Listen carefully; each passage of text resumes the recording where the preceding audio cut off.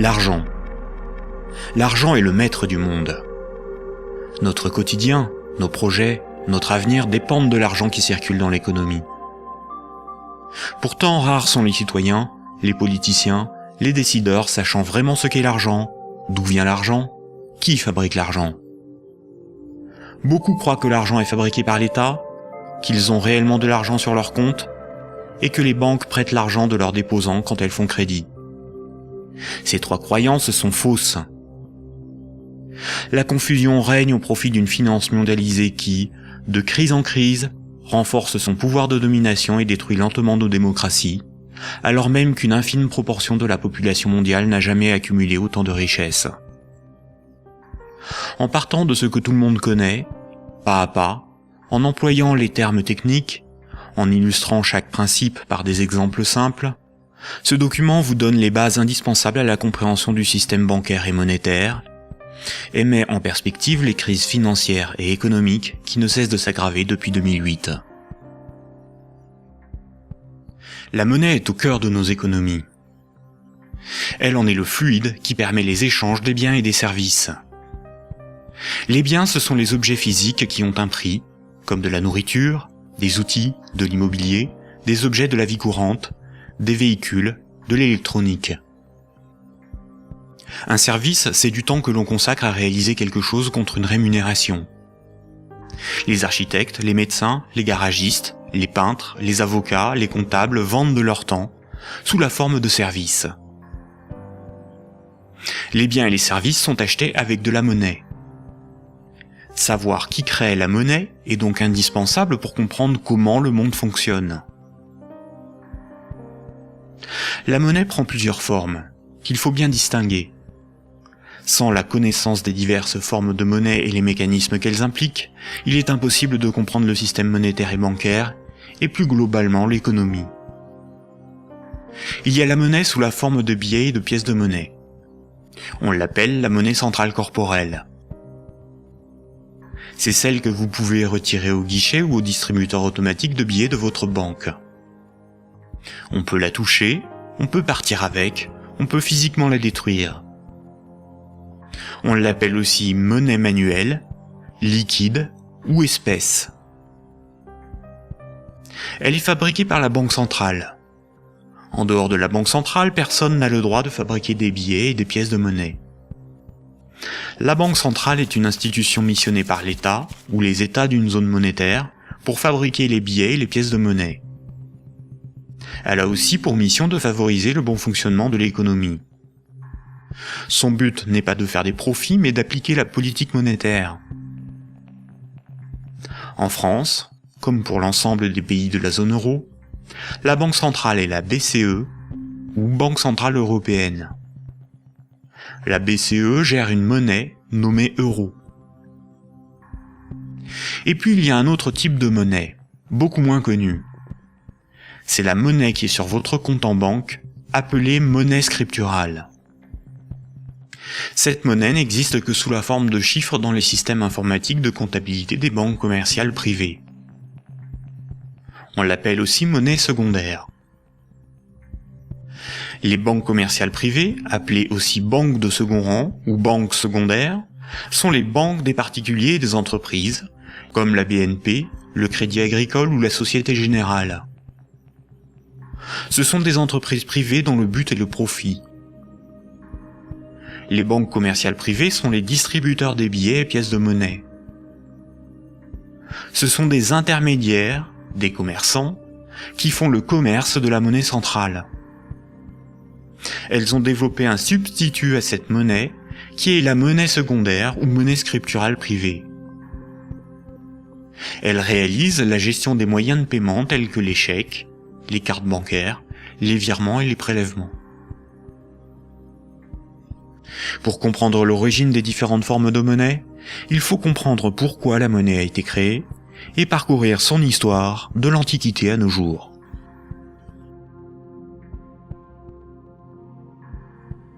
L'histoire de la monnaie s'étale sur des milliers d'années. La plupart des gens pensent que la monnaie remplace le troc.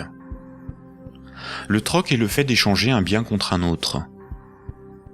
Par exemple, lorsque Paul et Jacques se rencontrent, Paul voudrait échanger 5 salades contre 10 kilos de pommes de terre.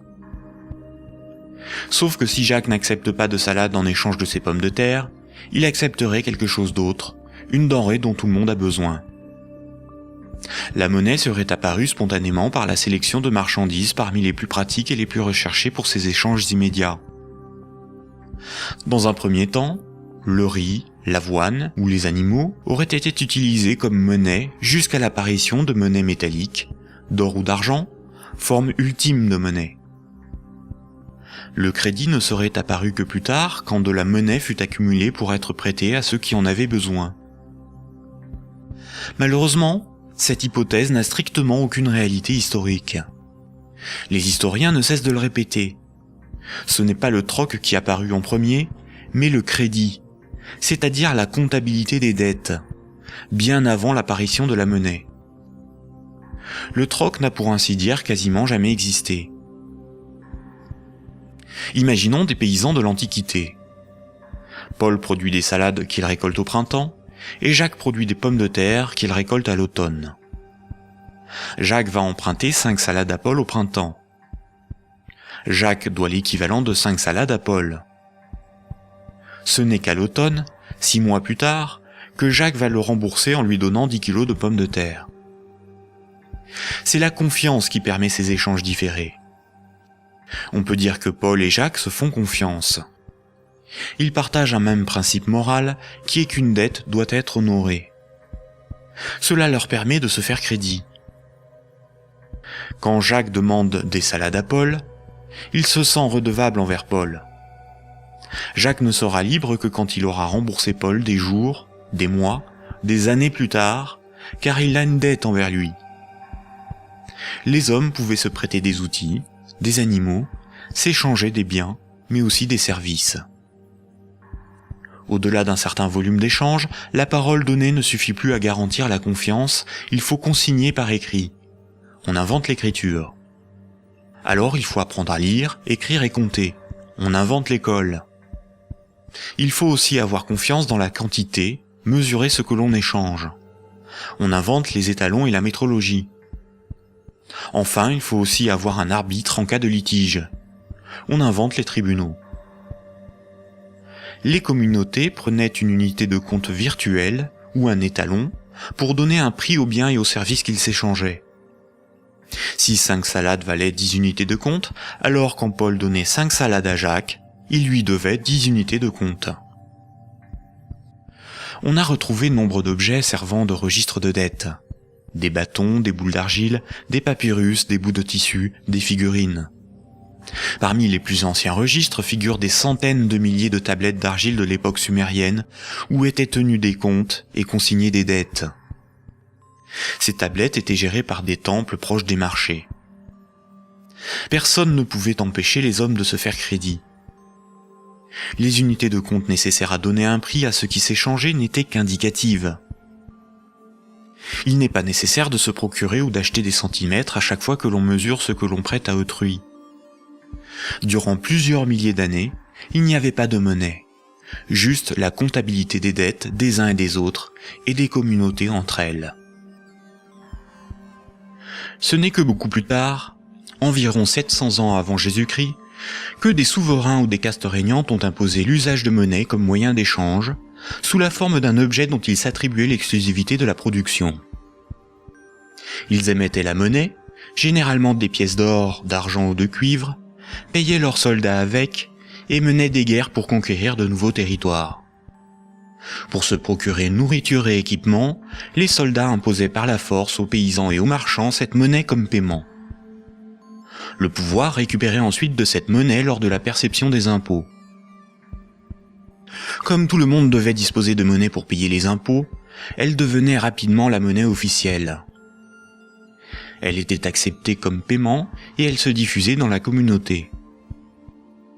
Le pouvoir pouvait donc acheter nourriture, marchandises et richesses grâce à la monnaie qu'il produisait lui-même. Tant que l'on avait une dette, on n'était pas libre. On risquait de devenir l'esclave de son créancier ou d'être emprisonné si on ne s'acquittait pas de l'impôt. C'est la servitude pour dette.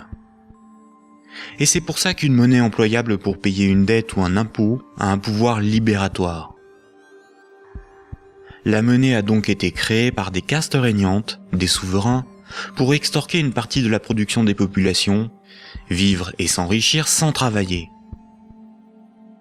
C'est par ce principe que des empires se sont bâtis. Historiquement, le troc n'était pratiqué que durant les périodes de chaos et de conflits, lorsque la monnaie venait à manquer. Au Moyen Âge, avec le développement du commerce, les métaux précieux comme l'or ou l'argent étaient devenus une monnaie internationale. Il était risqué de posséder et transporter ces métaux précieux. On risquait de se les faire dérober. À partir du XVIIe siècle, les marchands de Londres et de Stockholm commencèrent à confier la garde de leurs métaux précieux aux orfèvres, les négociants en métaux précieux. En échange, les orfèvres leur donnaient un reçu, un certificat de dépôt nominatif qui permettait à son détenteur de récupérer à tout moment son métal précieux. Lors des retraits, les orfèvres demandaient une petite somme pour le service de stockage rendu. Les boutiques des orfèvres devinrent des coffres fort bien gardés. Puis ces certificats sont devenus non nominatifs. Il était simplement inscrit dessus le poids de métal précieux qu'ils représentaient. Les marchands se mirent à se payer non pas en métal précieux, mais avec ces certificats. La monnaie papier était née. Les orfèvres constataient que les marchands laissaient leurs métaux précieux dans leurs coffres. Ils eurent donc l'idée de prêter ces métaux précieux à d'autres marchands pour développer leur commerce. Mais plutôt que de prêter les métaux précieux entreposés dans leurs coffres, les orfèvres émettaient des certificats papier.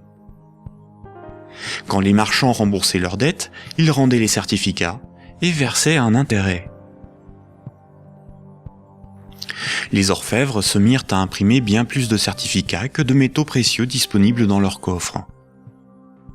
Cette pratique leur permit de s'enrichir en multipliant les intérêts perçus.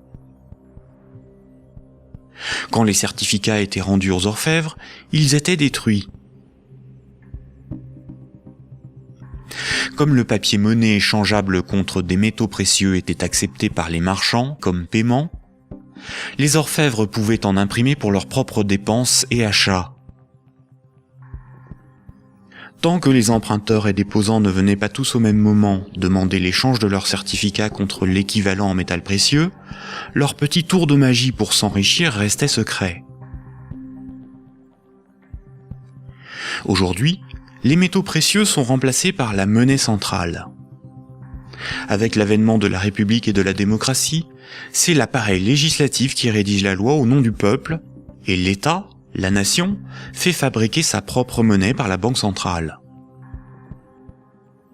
La loi dit que tout citoyen est obligé d'accepter non pas des métaux précieux, mais de la monnaie de l'État comme règlement d'une dette.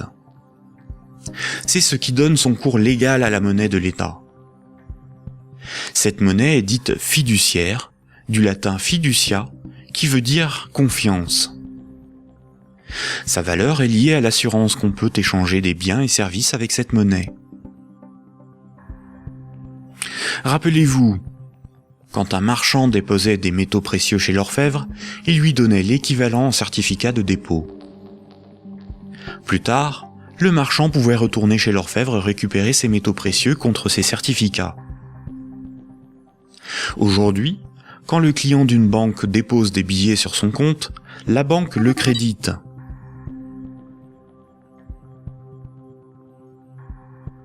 Il lui est possible de les retirer de son compte plus tard.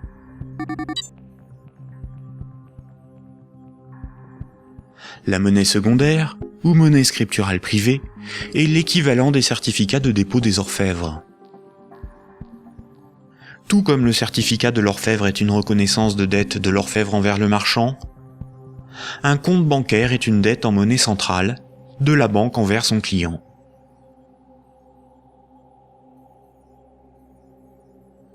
Du temps des orfèvres, quand les marchands se payaient en métaux précieux, c'est comme lorsqu'aujourd'hui, on paie les commerçants avec de la monnaie centrale, des billets de banque.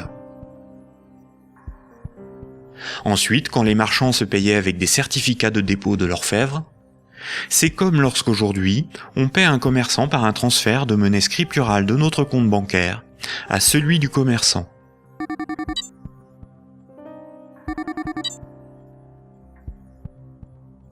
Rappelez-vous aussi que quand l'orfèvre faisait crédit, qu'il prêtait des métaux précieux, il émettait bien plus de certificats de dépôt que de métaux précieux disponibles dans ses coffres. Quand les marchands le remboursaient, il détruisait ces certificats.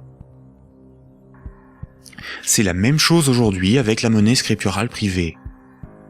Quand une banque accorde un crédit, elle crée de la monnaie scripturale sur un compte à partir de rien. Et elle en crée bien plus qu'elle ne dispose de monnaie centrale dans ses coffres.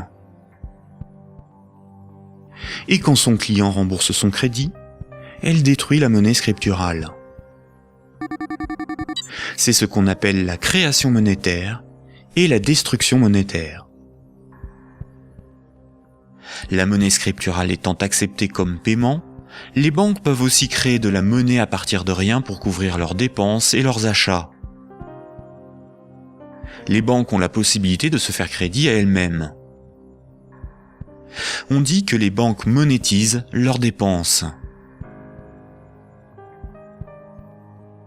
La monnaie centrale donne l'illusion au peuple que c'est l'État qui émet la monnaie, alors qu'en réalité, ce sont les banques commerciales privées qui ont ce privilège. Sans création monétaire par le crédit par les banques commerciales, il n'y aurait quasiment pas de monnaie en circulation. Les banques et les États sont comme les deux faces d'une même pièce. En effet, il faut d'abord que de la monnaie ait été créée par le crédit bancaire pour que l'État puisse en prélever par les impôts et les taxes.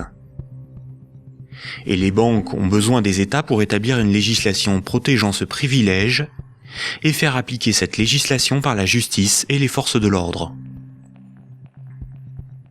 Nous allons détailler maintenant ces mécanismes bancaires et leurs nombreuses conséquences. Tout le monde a un compte en banque.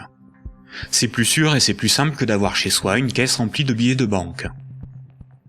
Beaucoup de gens s'imaginent qu'un compte en banque est une boîte dans laquelle sont rangés des billets de banque.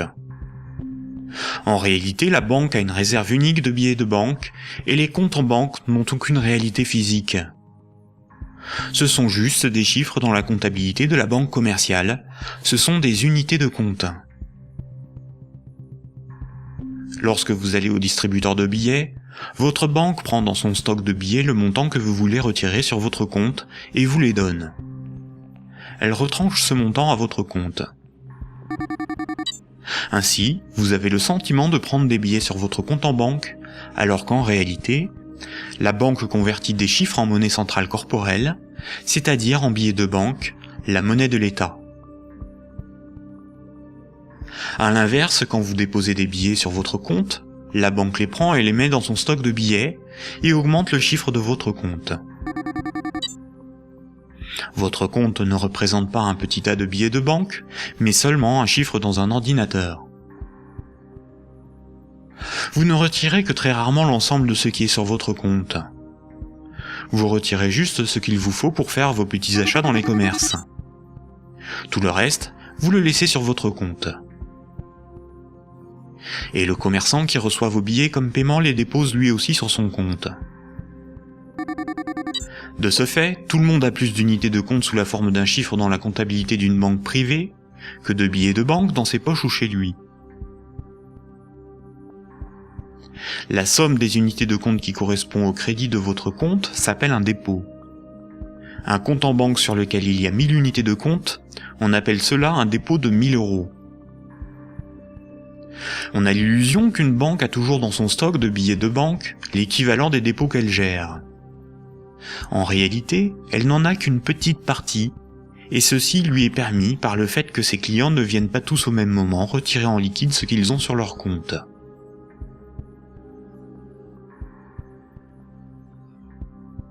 En Europe, la monnaie centrale est la monnaie qui a cours légal. C'est la monnaie officielle des États de la zone euro, dont l'État français. C'est la monnaie exigée par l'État pour le paiement des impôts et des taxes.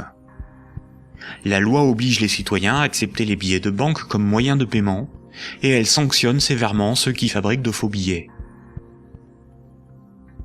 En revanche, la monnaie inscrite au crédit d'un compte bancaire n'est qu'une reconnaissance de dette de la banque envers le détenteur du compte. Rien de plus. La loi impose aux banques commerciales privées de convertir ces unités de compte en billets de banque à votre demande. C'est pour cette raison que les banques commerciales appellent ces chiffres des euros. Les chiffres inscrits sur votre relevé de compte sont appelés euros, alors qu'en réalité, ce ne sont pas des euros.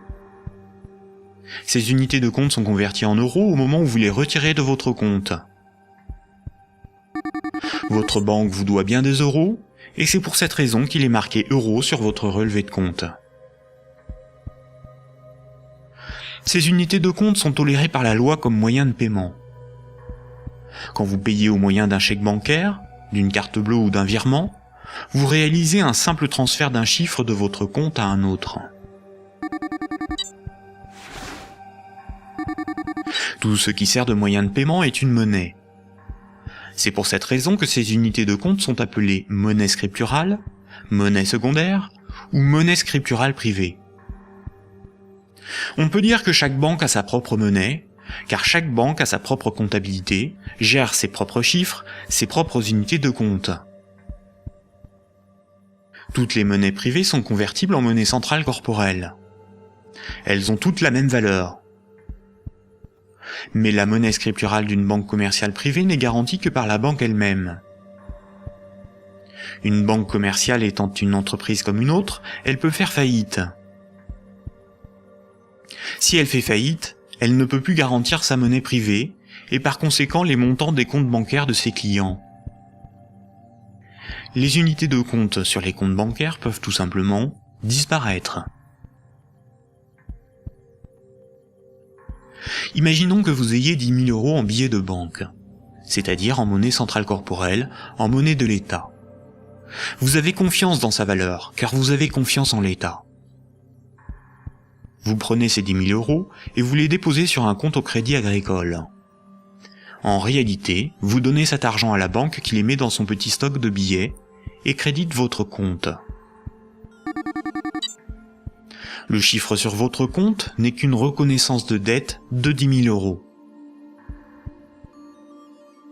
Ce sont des unités de compte privées, car la banque est maintenant propriétaire des 10 000 € que vous lui avez donnés, et qu'elle va probablement mettre dans un distributeur de billets pour que d'autres clients puissent retirer du liquide. La loi dit simplement qu'à votre demande, à tout moment, la banque est tenue de convertir les 10 000 unités de compte en billets de banque. Et ce que vous ne savez pas, c'est que la banque n'a qu'une petite partie des montants des comptes de ses clients sous la forme de billets de banque. Gardez à l'esprit que moins de 7% de la totalité de la monnaie en circulation est sous la forme de billets et de pièces de monnaie qui ont cours légal. Ce que vous avez sur votre compte, ce n'est qu'une promesse de remboursement en euros, et non de véritables euros.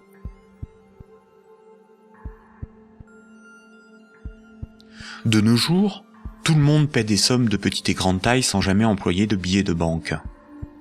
La carte bancaire, la carte de crédit, les chèques bancaires, les prélèvements automatiques et les virements forment l'essentiel des procédés de paiement. Quand un client d'une banque veut transférer de l'argent à un autre client de la même banque pour le payer, que ce soit des entreprises ou des particuliers, la banque ne réalise qu'une manipulation de chiffres. Elle retranche au compte du client la somme inversée et l'ajoute au compte du destinataire. Aucun billet de banque n'est intervenu dans la transaction, et pourtant, les deux clients, en interrogeant leur banque, constatent bien qu'un transfert a été effectué. En revanche, quand un transfert doit être effectué entre les comptes bancaires de deux banques commerciales distinctes et concurrentes, la monnaie centrale intervient. Toutes les banques commerciales privées ont un compte à la banque centrale. Aucun particulier ni aucune entreprise ne peut avoir un compte à la banque centrale. Seules les banques commerciales et le trésor public, c'est-à-dire l'État, ont un compte à la banque centrale. La banque centrale réalise la comptabilité là aussi avec des chiffres dans des ordinateurs, et non pas des tas de billets de banque. Et cela pour des raisons purement pratiques. On appelle cette monnaie la monnaie centrale scripturale. Ces comptes sont en monnaie banque centrale ou monnaie centrale. Quand une banque commerciale a trop de billets, elle peut les déposer sur son compte à la banque centrale. Quand elle en a besoin pour alimenter ses distributeurs automatiques, elle demande à la banque centrale de lui convertir des euros scripturales en billets de banque. Généralement, on ne fait pas la distinction entre monnaie centrale scripturale et monnaie centrale corporelle, c'est-à-dire les billets de banque. On appelle la somme de la monnaie centrale, scripturale et corporelle, la base monétaire. Entre elles, les banques commerciales se paient en monnaie centrale. Les banques n'acceptent pour paiement des autres banques que de la monnaie centrale. Quand un client veut transférer de la monnaie scripturale de son compte vers celui d'un client d'une autre banque, la monnaie scripturale est convertie en monnaie centrale, puis transférée à l'autre banque, qui va encaisser cette monnaie centrale et créditer le compte du destinataire. Ainsi, les banques se paient entre elles en monnaie centrale, car la monnaie scripturale privée d'une banque n'a pas de valeur pour les autres banques. La comptabilité du Crédit Agricole n'a rien à voir avec la comptabilité de la Société Générale. Ce sont deux entreprises distinctes et concurrentes. Ce qui existe entre les banques et pour les banques, c'est uniquement la monnaie banque centrale. C'est celle qui a cours légal, c'est la monnaie de l'État. Quand un client d'une banque a 1000 euros sur son compte, la banque n'est pas riche de 1000 euros. Elle doit simplement 1000 euros en monnaie centrale à ce client. C'est un chiffre dans sa comptabilité. Ce qui fait la richesse de la banque, c'est ce qu'elle possède, comme des immeubles, des bureaux, des actions, des titres financiers, et la monnaie centrale qu'elle a sous la forme de billets de banque ou de monnaie centrale sur son compte à la banque centrale. En revanche, à tout moment, la banque peut devoir s'appauvrir de 1000 euros si ce client les transfère sur un compte d'une autre banque, car cette autre banque veut être payée en monnaie centrale.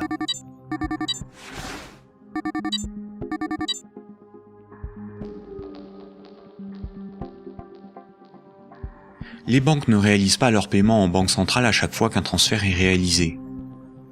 Un bilan des échanges est fait tous les jours. On appelle cela la compensation. Cette compensation est calculée par une chambre de compensation. Une chambre de compensation gère un système informatique enregistrant un très grand nombre de comptes en banque et de transactions, afin de faire le bilan des échanges entre les organismes financiers, dont les banques. La chambre de compensation la plus connue est Clearstream, à cause de l'affaire politico-financière qui porte son nom. Imaginons deux banques. Un client de la première banque paie 10 euros à un client de la seconde. Un client de la seconde paie 15 euros à un client de la première. À la fin de la journée, la compensation calcule un différentiel de 5 euros au profit de la première banque. Le paiement peut se faire directement par virement entre leurs comptes à la banque centrale. Quand une banque voit son compte débité à cause d'une compensation ou par un retrait au guichet par un client, on appelle cela une fuite. Elle s'appauvrit, car sa monnaie centrale fait partie de ses richesses.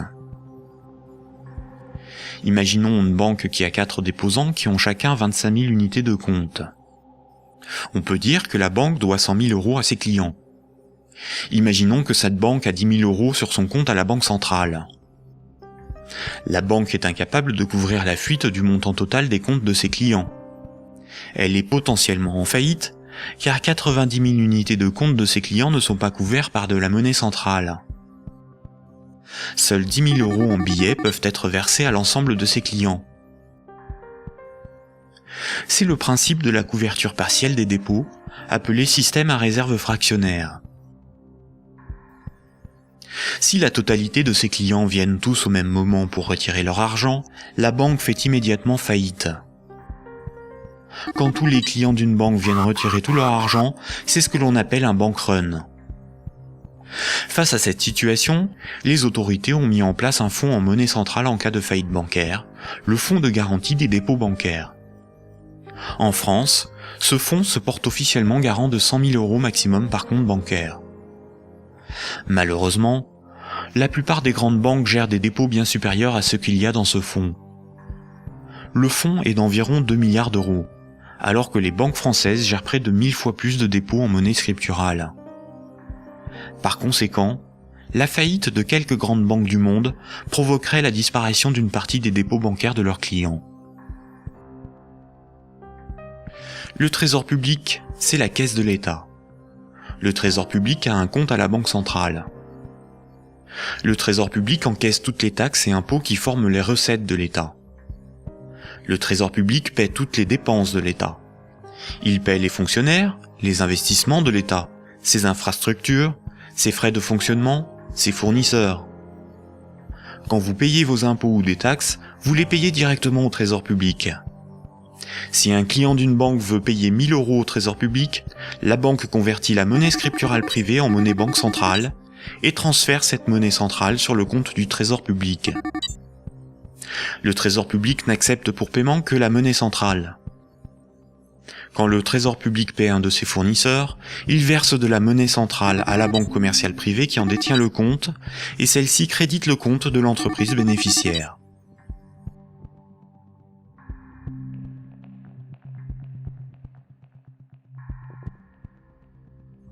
Récapitulons. Le système monétaire est basé sur 2 espaces monétaires distincts et isolés. L'espace de la monnaie centrale et l'espace de la monnaie scripturale privée. La monnaie centrale, c'est la monnaie de l'État. La monnaie centrale sert aux banques et au Trésor public pour se payer. La monnaie scripturale privée, ou monnaie secondaire, c'est la monnaie gérée par les banques commerciales privées. Les particuliers et les entreprises utilisent principalement cette monnaie. Quand un citoyen reçoit son salaire, c'est par transfert de monnaie scripturale privée. Sur son relevé de compte, il voit marqué euros, alors que ces euros n'existent pas. Le chiffre au crédit de son compte est une promesse de remboursement en euros. Or, si une banque fait faillite, elle ne peut plus honorer sa promesse vis-à-vis de ses clients. En France, les 2 premières banques gèrent plus de la moitié des dépôts bancaires. Aucun gouvernement ne permettra à une grande banque de faire faillite, car des millions de citoyens et d'entreprises perdraient une partie de leur argent. Ce serait une catastrophe sociale que l'ensemble de la société devrait compenser par l'appauvrissement général de la population. Toute entreprise peut faire faillite si elle est mal gérée, même les plus importantes. Mais cette règle ne s'applique pas aux grandes banques. Les gouvernements les sauvent en taxant l'ensemble des citoyens si nécessaire. Voici ce qu'en pense Frédéric Lordon, économiste, directeur de recherche au CNRS et chercheur au Centre de sociologie européenne. Frédéric Lordon, vous êtes plus radical ? J'en ai peur. C'est-à-dire, il me semble que derrière toutes les argumentations techniques du monde, il y a une question préjudicielle qui est une question de principe. Alors je voudrais repartir des sauvetages de 2008-2009, parce qu'il me semble que celui qui se profile va avoir à peu près les mêmes propriétés. À propos de ces sauvetages bancaires, on peut dire non contradictoirement 2 choses. La première, c'est qu'ils étaient une nécessité impérieuse, et je dirais même vitale. Et la deuxième, c'est que cependant, ils ont été des scandales sans nom. Des scandales sans nom. Alors pourquoi ça a été un scandale ? Les gens le savent, alors ils sont un peu plus qu'échauffés, hein, je vous assure. On a sauvé les banques, on a sauvé la finance sans la moindre contrepartie, pas le plus petit commencement de réglementation de l'activité financière ou de transformation des structures bancaires. Donc, si vous me passez l'expression, le corps social en a gros. Mais pour autant, il était une nécessité impérieuse de les sauver, pour une raison extrêmement simple, c'est que il faut que les gens essayent de se figurer l'ampleur des dévastations économiques et sociales qui suivent de la matérialisation d'un risque systémique. C'est dans le cadre de cette hypothèse que je me situe. On pourra peut-être y revenir tout à l'heure. C'est-à-dire l'effondrement total de toutes les banques. Les transactions les plus élémentaires deviennent impossibles. Je veux dire, aller acheter son pain à la boulangerie, ça marche plus. Tout simplement parce que retirer de l'argent au distributeur à billets, ça marche pas. Faire un chèque, ça marche pas. Une carte bleue, ça marche pas. Vous avez les piécettes dans la poche, ça vous mène pas loin. Vous tenez 4-5 jours en forçant plutôt sur les patates. Et après, c'est retour au jardin potager pour ceux qui en ont un, et pour les autres, c'est retour vers l'état de nature économique. Ce que vous décrivez là, ça semble une catastrophe. Oui, c'est la catastrophe ultime si les banques ne sont pas sauvées et qu'elles tombent toutes ensemble. Ça pourrait se produire d'après vous, ça? Alors pour moi, La Grèce, oui. si vous voulez, c'est un événement qui est de l'ordre de l'impensable. C'est-à-dire, c'est un chaos social d'une telle ampleur qu'il me semble inconcevable que les États se désintéressent de la chose. Par conséquent, ils sont forcés de venir au secours de la finance, qu'ils le veuillent ou non. Et c'est exactement là que se noue le drame, si vous voulez. C'est dans cette articulation entre la nécessité impérieuse d'une part et le scandale de l'autre. Le corps social est forcé, par pouvoir public interposé, de venir au secours des banques, car si les banques calanchent, c'est le corps social qui calanche dans la semaine qui suit. Et forcément, les intérêts matériels de la population sont si intimement liés à la structure bancaire qu'il est impossible de la laisser crever. Et vous voyez donc là où est le problème, c'est que de par leur position très particulière dans la structure sociale du capitalisme, les banques sont les dépositaires de fait de deux biens publics vitaux pour une société marchande. Vitaux. Le premier, c'est les encaisses monétaires de la population, les dépôts, les épargnes. Je veux dire, si toutes les banques tombent, ceci s'évapore dans l'instant. Et c'est pas la peine de se gargariser avec le fonds de garantie des dépôts. Hein. Ça va si une banque ou deux tombe. Si la totalité s'écroule, le fonds saute comme un bouchon de champagne. Et le deuxième bien public vital, c'est l'intégrité du système des paiements.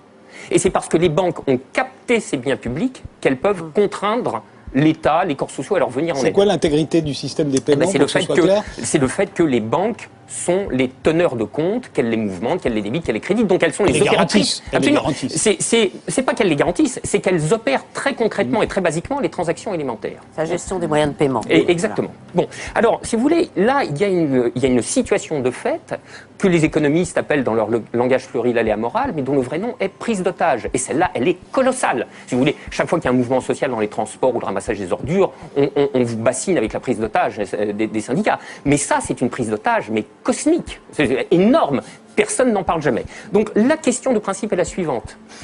Derrière la question du sauvetage des banques et derrière la question des banques tout court, le corps social doit se poser la question de savoir s'il continue de tolérer que ces biens publics vitaux soient ainsi remis à des intérêts privés, et spécialement à des intérêts privés aussi mal éclairés que ceux de la finance, quand elle est mouillée jusqu'aux sourcils dans les marchés de capitaux. Bon, je trouve que poser la question, c'est y répondre. Et si on ne répond pas non, cette obligation de venir à la rescousse des banques se reposera éternellement. D'où ma conclusion. Il faut envisager la déprivatisation intégrale du secteur bancaire. La nationalisation. Alors, la nationalisation...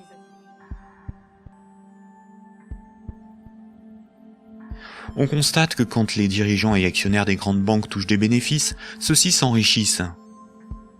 Mais quand les grandes banques sont en difficulté, ce sont les États, c'est-à-dire l'ensemble des citoyens, qui les sauvent.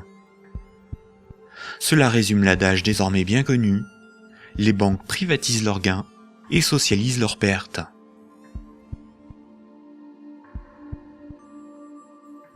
Pour bien comprendre le mécanisme de création monétaire, nous devons savoir ce qu'est un actif. Imaginons que Paul possède une moto, des vêtements, une télévision, un ordinateur et 200 € sur lui en billets de banque. Tout ceci représente ses actifs, car les actifs, c'est ce que l'on possède. Les 200 € qu'il a sur lui sont ses actifs financiers. Maintenant, Jacques emprunte à Paul 100 €. En lui empruntant cette somme, Jacques signe une reconnaissance de dette l'engageant à rembourser Paul dans 1 mois. Les actifs financiers de Paul restent de 200 €, car il possède encore 100 € en billets, ainsi que la reconnaissance de dette de Jacques d'une valeur de 100 €. Cette reconnaissance de dette va à ses actifs, car il s'agit de quelque chose qu'il possède. Paul a ce qu'on appelle une créance sur Jacques. Jacques est débiteur de Paul. En cas de litige, si Jacques ne rembourse pas Paul, la justice pourra intervenir pour forcer Jacques à respecter ce contrat. Elle pourra alors le forcer à vendre un de ses actifs matériels pour rembourser Paul, comme sa télévision s'il en a une. Généralement, la comptabilité d'une entreprise ou d'une banque est synthétisée sous la forme d'un bilan. Un bilan comptable est une synthèse permettant de représenter ce que l'entreprise possède, ses actifs, et ce qui lui appartient pas ou ce qu'elle doit, son passif. La différence entre son actif et son passif représente son résultat. On peut aussi l'appliquer à un particulier. Voici à quoi ressemblerait le bilan de Paul. Dans les actifs de Paul figurent ses actifs financiers, constitués de ses billets de banque et de la dette de Jacques, ainsi que ses actifs matériels, constitués de sa télévision, son ordinateur, sa moto, dont la valeur de revente à date est estimée de 1 000 €. Pour notre démonstration, nous ne garderons que les actifs financiers. Son bilan financier est positif de 200 €. Le bilan de Jacques, qui n'avait aucun actif, est celui-ci. Jacques possède 100 € en billets, mais doit aussi 100 € à Paul. Le passif, c'est ce qu'on doit. Son bilan est donc nul, car son passif annule son actif. Donc un actif est quelque chose qui a une valeur financière que l'on peut inscrire dans un bilan. S'il est à l'actif du bilan, c'est quelque chose que l'on possède. S'il est au passif du bilan, c'est quelque chose qui ne nous appartient pas et que l'on doit à quelqu'un d'autre. Imaginons maintenant que Nicolas, qui a 300 € en billets de banque, propose à Paul de lui racheter sa créance sur Jacques. Il va donc pour cela lui donner 100 € et modifier le bénéficiaire du contrat de sorte que Jacques doive maintenant la somme non plus à Paul, mais à Nicolas.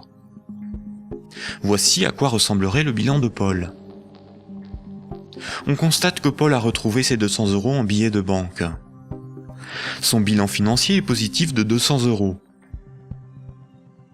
Le bilan de Jacques, qui n'avait aucun actif, n'a pas changé. Son bilan est toujours nul.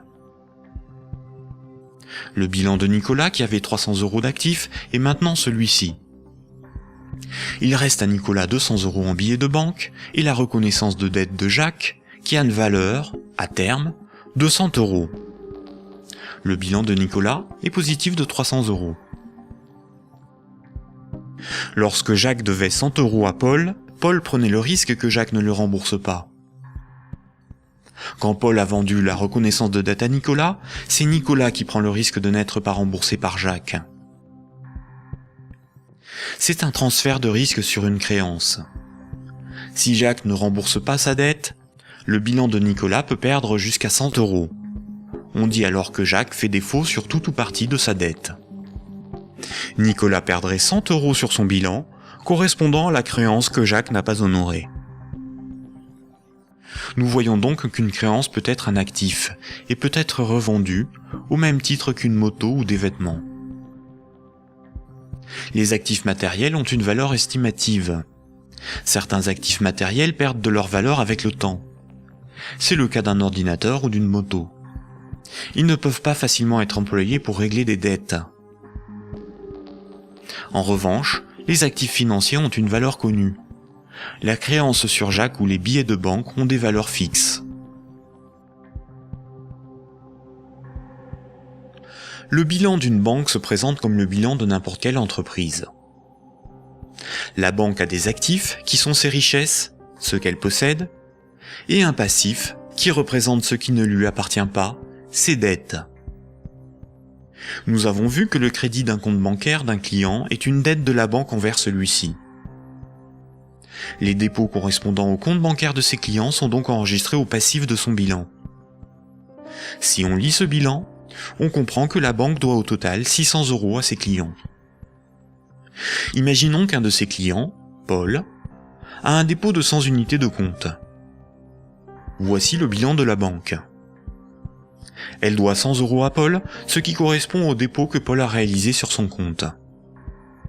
Ce compte en banque est dit à vue, c'est-à-dire que Paul peut tout de suite utiliser ses unités de compte pour un paiement. Paul souhaite emprunter 1 000 € à sa banque. La banque établit le contrat de prêt qu'elle lui fait signer. Ce contrat l'engage à rembourser la banque selon un échéancier précis. Paul devra rembourser les 1 000 € empruntés, appelés capital du crédit, plus 50 € d'intérêt. Pour créditer le compte de Paul, la banque ne prend pas les dépôts d'autres clients pour lui donner. Elle augmente simplement le chiffre inscrit sur son compte bancaire. Elle crée des unités de compte à partir de rien. La banque ne doit plus 100 € à Paul, mais 1 100 €. Le contrat de prêt de Paul apparaît sur son bilan comme quelque chose qu'elle possède.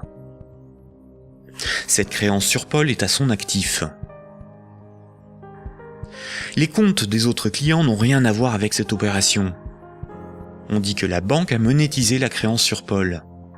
Elle a transformé cette créance en moyen de paiement sous la forme de monnaie scripturale privée ajoutée au compte de Paul.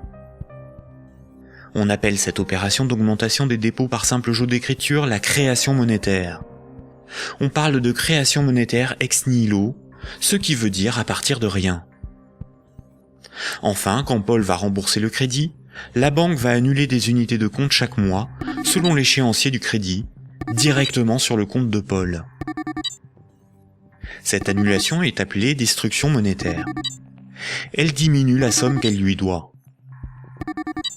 Simultanément, dans son bilan, la somme restant à rembourser diminue aussi. La banque prend le risque que Paul n'arrive pas à rembourser le crédit, qu'il soit insolvable. C'est le risque de faire crédit ou risque de contrepartie. On pourra qualifier alors la créance de Paul, le contrat de prêt, d'actifs pourris ou d'actifs toxiques. Cette opération de création de moyens de paiement artificiels, tout comme sa destruction progressive lors du remboursement, est difficilement compréhensible pour la plupart des gens, y compris pour ceux qui travaillent dans les banques, même à haut niveau. Il est pourtant évident que quand une banque accorde un prêt, aucun de ses clients ne voit son compte diminuer ne serait-ce que d'1 €. Ce mécanisme est très mal compris et les médias perpétuent, par ignorance, le mensonge selon lequel les banques doivent collecter des dépôts pour pouvoir prêter de l'argent. Pourtant, ce mécanisme est parfaitement décrit dans les manuels d'économie. Vous pouvez par exemple télécharger un petit fascicule intitulé « La monnaie et nous », édité par la Banque de France en 2009, expliquant la création monétaire par les banques commerciales privées.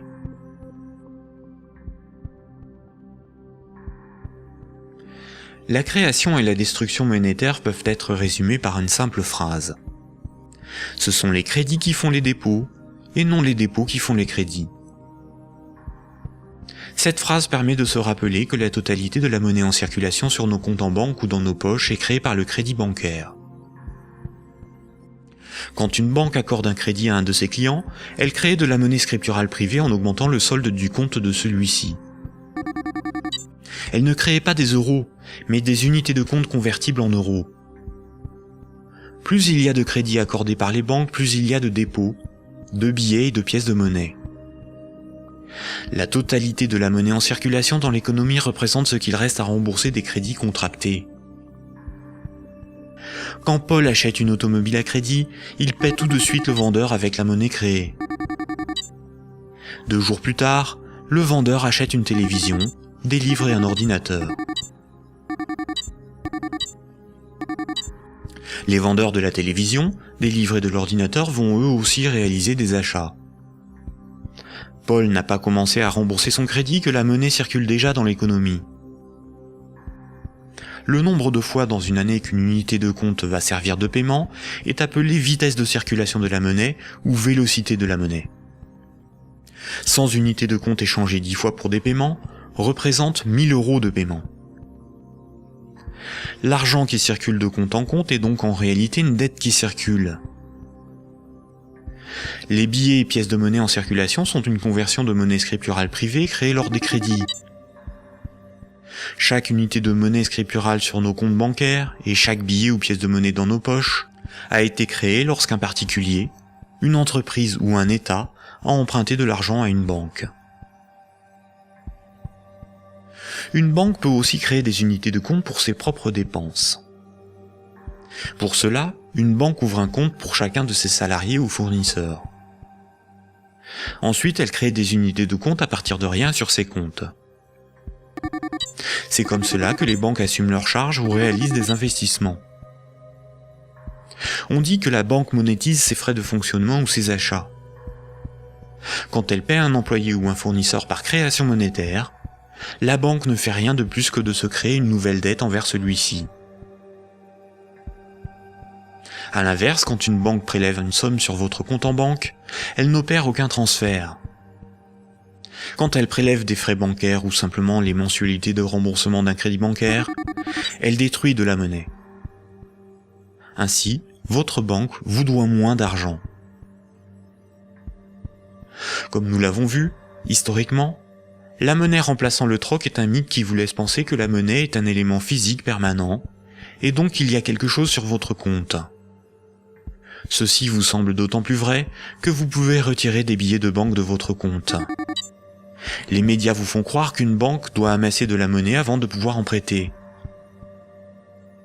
Mais en réalité, les banques ne prêtent pas l'argent des autres clients, puisque ce sont elles qui le fabriquent lors des crédits et qui le détruisent lors du remboursement des crédits. Un crédit n'est en rien un prêt ou un emprunt. Il s'agit en réalité d'une création monétaire temporaire ou d'une location de moyens de paiement. Récapitulons. La monnaie scripturale privée est créée par les crédits, à partir de rien. Cette monnaie est détruite lors du remboursement des crédits. Ceci sous-entend une création-destruction simultanée et concurrente qui détermine une masse de monnaie scripturale privée en circulation, que l'on appelle masse monétaire. C'est similaire à la population d'un pays qui varie en fonction des décès et des naissances.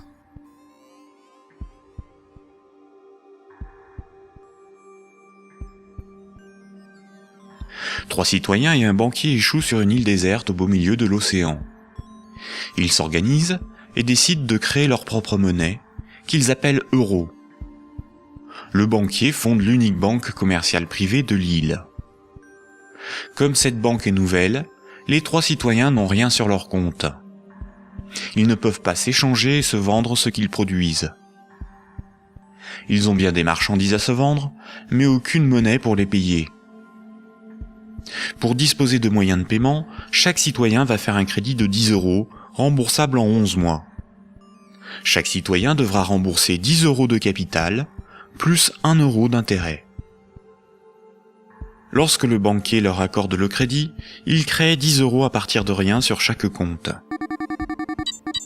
Le premier mois, la masse monétaire est de 30 €. Les citoyens disposent de monnaie pour s'échanger ce qu'ils produisent.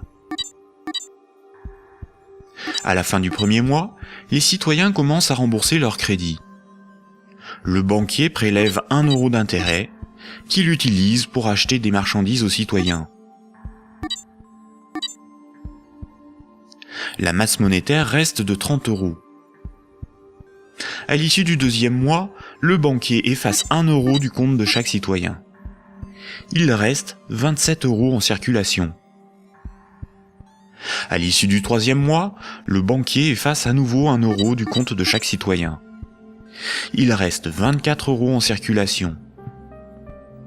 De mois en mois, la situation devient un peu plus compliquée, car la masse monétaire ne cesse de baisser. Les citoyens se retrouvent en concurrence pour capter l'argent. À l'issue du 11e mois, après une farouche concurrence entre les trois citoyens pour capter la monnaie restante, leurs comptes sont vides, car tout le monde a remboursé exactement ce qu'il avait emprunté à la banque. Plus rien ne peut être ni acheté ni vendu. C'est la crise économique. Le banquier réunit les citoyens et leur dit « Pour résoudre cette situation, c'est très simple. Vous n'avez qu'à m'emprunter à nouveau de l'argent. » Les citoyens acceptent.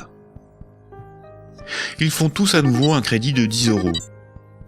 À la fin du premier mois, le banquier prélève 1 € d'intérêt, qu'il garde pour lui car il a tout ce qu'il lui faut. Au fil des mois, le banquier supprime les euros correspondant au remboursement des crédits. Comme les intérêts n'ont pas été dépensés par le banquier, c'est au bout du 10e mois seulement que les comptes des trois citoyens sont vides. Il n'y a plus de monnaie en circulation, et pourtant il manque 3 € pour rembourser la totalité de leur crédit. Le banquier réunit les citoyens et leur dit « Il y a une manière très simple de repousser le moment où vous serez à zéro sur vos comptes. Vous n'avez qu'à m'emprunter régulièrement de l'argent, bien avant que la masse monétaire ne baisse trop et que l'économie ne s'arrête. Et pour compenser les intérêts que je ne dépense pas, il vous suffit de m'emprunter à chaque fois quelques euros de plus. » Les citoyens acceptent. Désormais, ils sont en permanence endettés, sinon la monnaie disparaît et l'économie s'arrête. Ils appellent cela la croissance. Mais comme ils sont endettés, ils se mettent à produire toujours plus pour rembourser le banquier, bien au-delà de leurs besoins réels. Ils ne produisent pas pour avoir de quoi se vêtir, se nourrir ou se loger. Ils produisent pour avoir l'argent nécessaire pour rembourser leur crédit. L'argent est devenu le moteur de leur vie, et non ce dont ils ont besoin pour vivre. Ce système permet au banquier de ne rien produire. Il passe son temps à gérer ses comptes, à créer de la monnaie puis à la détruire. Avec la monnaie qu'il fabrique, il achète ce dont il a besoin aux citoyens. Rapidement, les ressources naturelles de l'île viennent à manquer. Il n'y a plus de bois, plus de gibier, plus d'eau, plus de terre pour produire toujours plus. La croissance a épuisé les ressources naturelles et détruit l'environnement. Cette petite histoire met en valeur de réalités tout à fait surprenantes. D'une part, les sommes dues aux banques sont globalement supérieures aux sommes disponibles pour les rembourser. D'autre part, si tout le monde remboursait ses dettes, il n'y aurait quasiment plus de monnaie en circulation dans le monde. Tous les comptes seraient vides, tous les billets et pièces de monnaie disparaîtraient. Le système monétaire fonctionne comme un système pyramidal. Pour payer les crédits en cours de remboursement, il faut que de nouveaux crédits soient accordés. Sinon, la monnaie se raréfie et certains emprunteurs sont dans l'incapacité de rembourser leurs crédits.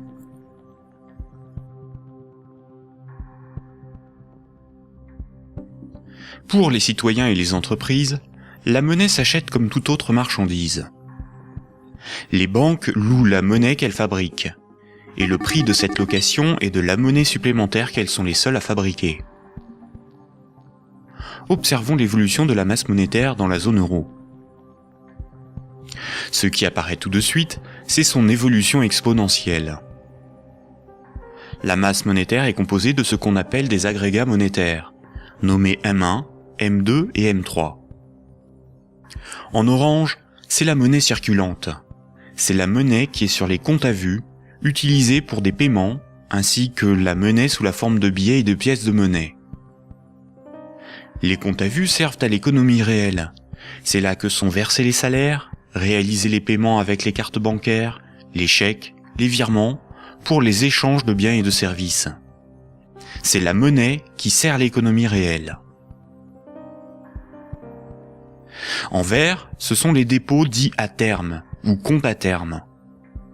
Ce sont des comptes d'épargne rémunérés, des comptes à préavis, des livrets comme le livret A, certains placements financiers, où une partie de la monnaie scripturale est bloquée par les particuliers pour un certain temps. C'est de l'argent qui fait un peu d'argent. En violet, ce sont les placements à long terme, plutôt destinés aux entreprises. Les comptes à terme et les placements bloquent la monnaie. Cette monnaie n'est plus disponible pour réaliser des paiements, elle ne sert plus l'économie réelle. La masse de la monnaie qui circule, en orange, diminue quand les crédits sont remboursés par destruction monétaire. Elle diminue aussi quand de la monnaie est épargnée et passe d'un compte à vue à un compte à terme rémunéré, ou qu'elle est bloquée dans des placements à long terme. Par ailleurs, les banques ou des organismes spécialisés comme Sofinco ou Cetelem proposent de prêter de la monnaie scripturale privée existante contre intérêt. Ce sont de véritables prêts de dépôt bancaire, sans création monétaire. Ils représentent environ 40% des prêts de monnaie. L'industrie financière permet ainsi à de riches épargnants de ne plus travailler du tout. Ces épargnants peuvent ponctionner sur la masse monétaire circulante de la monnaie que les moins riches et les entreprises produisent par le crédit. Leur capital augmente progressivement en capturant de la monnaie créée par le crédit. La baisse de la masse monétaire circulante oblige les particuliers et les entreprises à emprunter perpétuellement pour la compenser. Quand un client d'une banque obtient un crédit, la nouvelle monnaie se retrouve sur un compte à vue. Elle est dépensée pour des achats et va voyager de compte en compte au fil des paiements, jusqu'au moment où elle servira au remboursement d'un crédit et sera détruite. Si la destruction monétaire est plus importante que la création monétaire, il s'ensuit une contraction de la masse monétaire. L'économie est en danger. La consommation baisse, cela provoque des faillites, certains doivent vendre de leurs richesses pour se procurer de l'argent, et il devient plus difficile de rembourser les crédits. Et si les emprunteurs n'arrivent plus à rembourser leurs crédits, ce sont les banques qui se retrouvent en difficulté. Les économistes et les politiciens sont condamnés à appeler de leur vœu la relance de la consommation pour assurer une demande de crédit perpétuelle. Car sans crédit, la monnaie disparaît. Rappelez-vous, tous les jours, la compensation calcule ce que les banques commerciales privées se doivent. Les banques règlent leurs dettes en monnaie centrale. Quand une banque se procure de la monnaie centrale, on appelle cela le refinancement. Elles ont plusieurs possibilités. Elles peuvent demander à la banque centrale un crédit en monnaie centrale. Pour cela, elles déposent des titres financiers en garantie, par exemple des obligations d'État, et la banque centrale crédite leurs comptes. C'est à ce moment-là que la monnaie centrale est créée. Le taux d'intérêt qu'applique la banque centrale lors de ces crédits est appelé taux directeur. Cette monnaie centrale peut être convertie en billets de banque. Mais la plupart du temps, les banques commerciales privées se prêtent entre elles de la monnaie centrale ou se font crédit. Elles peuvent pour cela se faire confiance ou se donner là aussi des titres financiers comme garantie. C'est ce qu'on appelle le marché interbancaire. Comme toutes les banques se font crédit, se prêtent de la monnaie centrale ou des titres financiers, cela fait qu'elles sont toutes liées les unes aux autres. Si une grande banque fait faillite et qu'elle ne rembourse pas ce qu'elle avait emprunté aux autres banques, ce sont toutes les autres banques qui font faillite par effet domino. En 2008, les dérives du système financier ont provoqué une crise de liquidité dans le système bancaire. La crise de liquidité fait que les banques n'arrivent plus à régler leurs dettes, à se procurer de la monnaie centrale ou à se faire crédit. Les banques ont alors cessé d'accorder des crédits. L'évolution normale de la masse monétaire aurait dû être celle-ci. Malheureusement, la crise bancaire a stoppé la progression de la masse monétaire et s'est transformée en crise économique. Les États ont dû sauver les banques de la faillite. Mais le véritable coût de la crise financière est l'explosion de la dette des États pour éviter une aggravation de la crise, des milliers de faillites d'entreprises, des millions de nouveaux chômeurs. À l'avenir, une partie des dépôts bancaires pourrait être supprimée pour sauver les banques. Ainsi, les banques doivent moins d'argent à leurs clients, ce qui équilibre leur bilan. C'est ce qui s'est passé à Chypre en 2013. À partir de 2009, certaines banques centrales ont créé et donné des milliards en monnaie centrale aux banques commerciales pour faciliter le règlement de leurs dettes et ainsi leur éviter la faillite et relancer le crédit. C'est ce qu'on appelle des politiques d'assouplissement quantitatif ou quantitative easing. Cette monnaie centrale nouvelle pourrait être représentée sur ce graphique en tant que M0, appelée aussi base monétaire. Plutôt que d'accorder des crédits aux entreprises et aux particuliers avec une rentabilité incertaine, les banques commerciales privées ont utilisé cette monnaie centrale pour spéculer et acheter de la dette souveraine. Ainsi, d'une manière totalement artificielle, les bourses n'ont cessé de monter, la finance de s'enrichir et les États de s'endetter. Puisque pour rembourser les crédits passés, il faut que de nouveaux crédits soient accordés, on comprend mieux pourquoi les politiques d'austérité et de désendettement sont un suicide économique. Le crédit permet aux particuliers et aux entreprises d'acquérir des biens réels et à l'économie de se développer. La masse monétaire augmente. Une politique d'austérité provoque une contraction de la masse monétaire, condamnant à la faillite certains emprunteurs, qu'ils soient des particuliers, des entreprises ou des États. Les banques de ces emprunteurs peuvent saisir leurs maisons, leurs machines, leurs stocks. Les États doivent privatiser les services publics pour rembourser les marchés financiers. La baisse de la masse monétaire provoque la rareté de la monnaie, et cette rareté provoque in fine des transferts de richesses réelles des débiteurs vers la minorité des créanciers, notamment les banques. C'est similaire au processus organisé par l'Occident vis-à-vis des pays en voie de développement. On endette ces pays pour qu'ils nous achètent des infrastructures, des machines, des moyens de production, via des prêts du FMI et de la Banque mondiale. Incapables de rembourser les crédits, leur faillite permet de saisir les ressources naturelles ou même ceux qu'ils ont achetés grâce à ces crédits. Le PIB d'un pays, c'est approximativement la somme des revenus dans ce pays en une année. Dans la zone euro, la dette des États représente 90% du PIB. Et les dettes du secteur privé représentent 160% du PIB. En d'autres termes, pour rembourser toutes les dettes, il nous faudrait travailler 2 ans et demi en donnant tous nos revenus aux banques et aux marchés financiers. Or, si on remboursait toutes nos dettes, il n'y aurait plus de monnaie en circulation.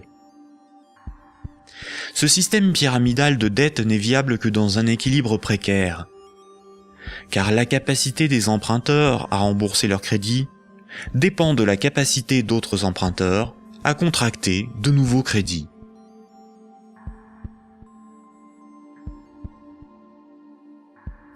La fructification du capital, ou ce qu'on appelle l'usure, est le fait de toucher des intérêts sur de l'argent que l'on a et que l'on prête. Imaginons un pays où 10 citoyens ont tous 10 euros. Si l'un d'eux prête ces 10 euros avec 10% d'intérêt, il va lui être remboursé 11 euros. S'il le fait 10 fois, les autres citoyens de ce pays auront perdu chacun 1 euro. S'il le fait 90 fois, il possédera les 9/10 des richesses du pays, sans avoir travaillé. C'est son capital qui travaille, pas lui. C'est déjà une situation moralement difficile à justifier. Si l'usure permet aux riches de concentrer de la monnaie, les banques ont le privilège de la création de cette monnaie. Quand une banque veut acheter un immeuble, elle crée la monnaie nécessaire à l'acheter. Pour pouvoir créer de la monnaie, une banque doit simplement veiller à ce que ses actifs, ce qu'elle possède, lui permettent de payer les autres banques. Si les banques peuvent créer de la monnaie à partir de rien pour leurs achats, les entreprises, les particuliers et les États doivent d'abord en épargner, ou bien demander à une banque de lui en louer par un crédit. Voici ce que Maurice Allais, prix Nobel d'économie en 1988, disait de la création monétaire ex nihilo. Dans son essence, la création de monnaie ex nihilo actuelle par le système bancaire est identique, je n'hésite pas à le dire pour bien faire comprendre ce qui est réellement en cause, à la création de monnaie par les faux monnayeurs, si justement condamnés par la loi. Concrètement, elle aboutit au même résultat. La différence est que ceux qui en profitent sont différents et autorisés à le faire. Les banques sont des entreprises à but lucratif. Elles ont des actionnaires, leur but est l'enrichissement. Par le privilège de la création monétaire, la spéculation et l'usure organisée à l'échelle industrielle, on constate une gigantesque concentration des richesses dans les mains d'un tout petit nombre de personnes. Quand on parle de richesse, il ne faut pas penser à de l'argent, mais à de l'immobilier, des infrastructures, des propriétés, des entreprises, bref, ce qui a réellement de la valeur. Des chercheurs suisses ont extrait d'une base de données de l'OCDE un groupe de 147 entreprises financières qui ont le contrôle des 20 000 plus grandes entreprises du monde. Et un plus petit groupe forme le noyau dur de ces maîtres du monde. Sans surprise, les banques, et plus globalement le monde de la haute finance, notamment anglo-saxonne, contrôlent directement ou indirectement la plupart des grandes entreprises du monde. 1% de la population possède 46% du patrimoine mondial. Ce mouvement de concentration des richesses s'est accentué dans les années 70. Le néolibéralisme consacre la loi du marché comme dogme économique. Il prône la libre circulation des capitaux, des marchandises et des personnes à l'échelle mondiale, et une concurrence libre et non faussée. L'efficience des marchés serait l'avenir de l'homme. Dans cette perspective, les États sont des obstacles à la dérégulation financière. Avant les années 70, l'État français pouvait se financer à taux fixe et avantageux par un dispositif appelé le circuit du trésor. La Banque centrale pouvait faire des avances significatives à l'État. À partir des années 70, ce dispositif a été démantelé. Les États ont été obligés de se financer sur les marchés financiers, avec un taux variable en fonction de l'offre et de la demande. Par ailleurs, l'industrie financière organise la fuite des bénéfices et fortunes dans les paradis fiscaux. Pour le seul État français, le manque à gagner sur les recettes fiscales est estimé entre 50 et 80 milliards d'euros chaque année, soit plus que les recettes de l'impôt sur le revenu. En d'autres termes, l'État est contraint d'emprunter aux marchés financiers, c'est-à-dire aux banques et aux clients des banques, ce qu'elle ne leur prend pas sous la forme d'impôts et de taxes, et de leur payer pour cela un intérêt supplémentaire. Sans les intérêts imposés par les marchés financiers, l'État français n'aurait pas dû payer plus de 1500 milliards d'euros d'intérêts en 30 ans. La totalité de l'impôt sur le revenu est consacrée au seul remboursement des intérêts de la dette. Si les financiers prêtent aux États, c'est parce que les États ont le droit de lever autant d'impôts que nécessaire pour les rembourser, et d'utiliser la justice et les forces de l'ordre pour faire payer les contribuables. La création monétaire est aussi appelée planche à billets, même quand il s'agit de monnaie scripturale privée créée par le crédit. C'est un terme péjoratif faisant référence à l'impression de billets de banque par l'État. Ce terme est parfois employé par certains économistes de manière démagogique, pour induire en erreur quant aux responsabilités de la création monétaire et de l'inflation. L'inflation, c'est la hausse générale des prix. Une même baguette de pain vaut 1,30 € en 2013, alors que 10 ans plus tôt, elle valait 50 centimes.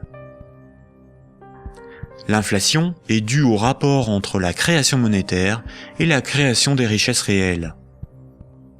Si on crée plus de monnaie que de biens et services à vendre, les prix vont augmenter. La déflation, c'est l'inverse. C'est la baisse générale des prix. Si on crée des biens et services à vendre, et qu'on ne crée pas de monnaie pour les acheter, la monnaie va manquer et les prix vont baisser. L'hyperinflation est une inflation excessive des prix, supérieure à 12 500% par an. Si une baguette de pain vaut 1 € en 2013, s'il y a de l'hyperinflation, elle vaudra au minimum 12,50 € un an plus tard. Dans les années 70 et 80, l'inflation a atteint 15%, alors même que l'interdiction de permettre à la Banque centrale de faire des avances à l'État devait nous prémunir d'une telle situation. En réalité, interdire à l'État le financement à taux avantageux par sa propre banque centrale était le moyen non pas d'éviter une inflation excessive, mais de transférer une partie des recettes fiscales de l'État au marché financier, c'est-à-dire aux banques et à leurs clients, et d'assurer aux banques commerciales privées le monopole de la création monétaire en supprimant la concurrence de l'État.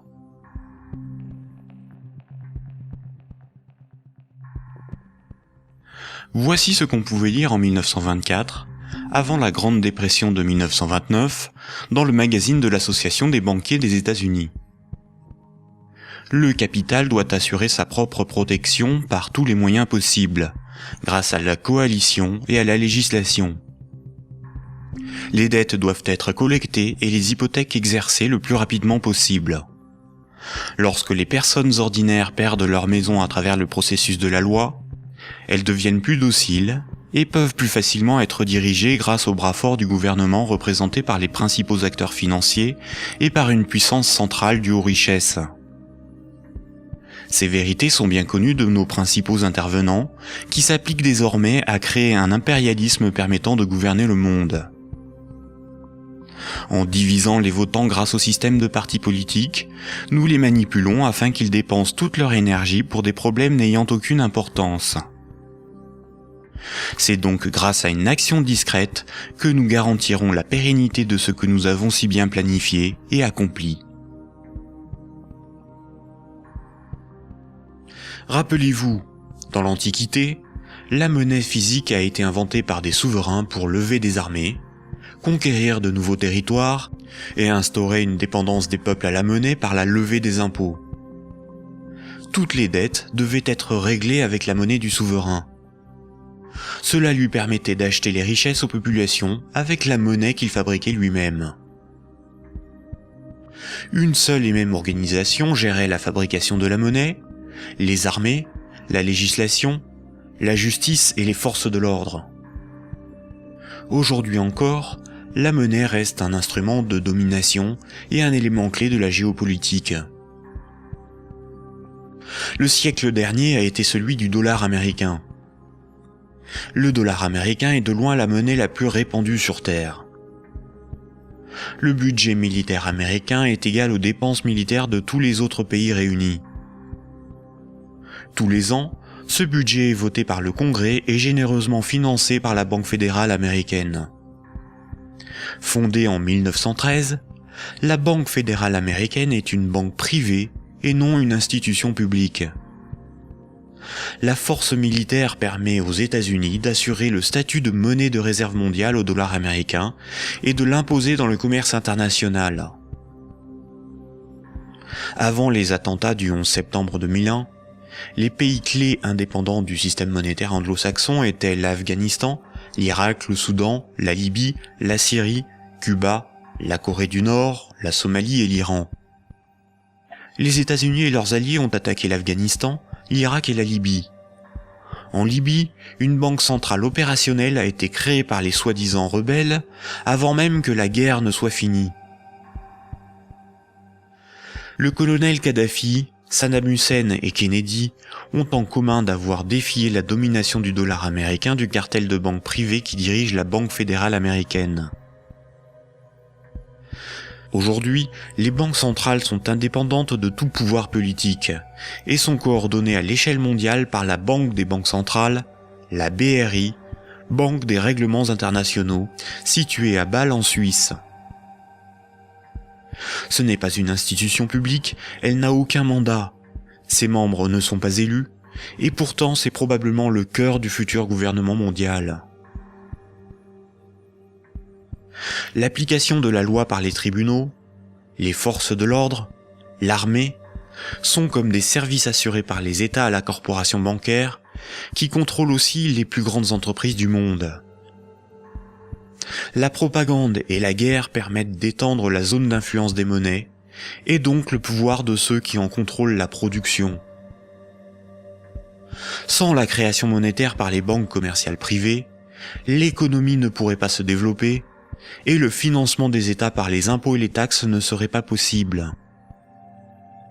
Par cette dépendance, les intérêts de la corporation bancaire sont aussi ceux de la classe politique. Mayer Amschel Rothschild, célèbre banquier du XVIIe siècle, considéré comme le père de la finance internationale, a triomphalement déclaré ceci. « Donnez-moi le droit d'émettre et de contrôler l'argent d'une nation, et alors peu m'importe qui fait ses lois. » Est-ce vraiment le peuple qui a le pouvoir ? Démocratie veut dire le pouvoir au peuple.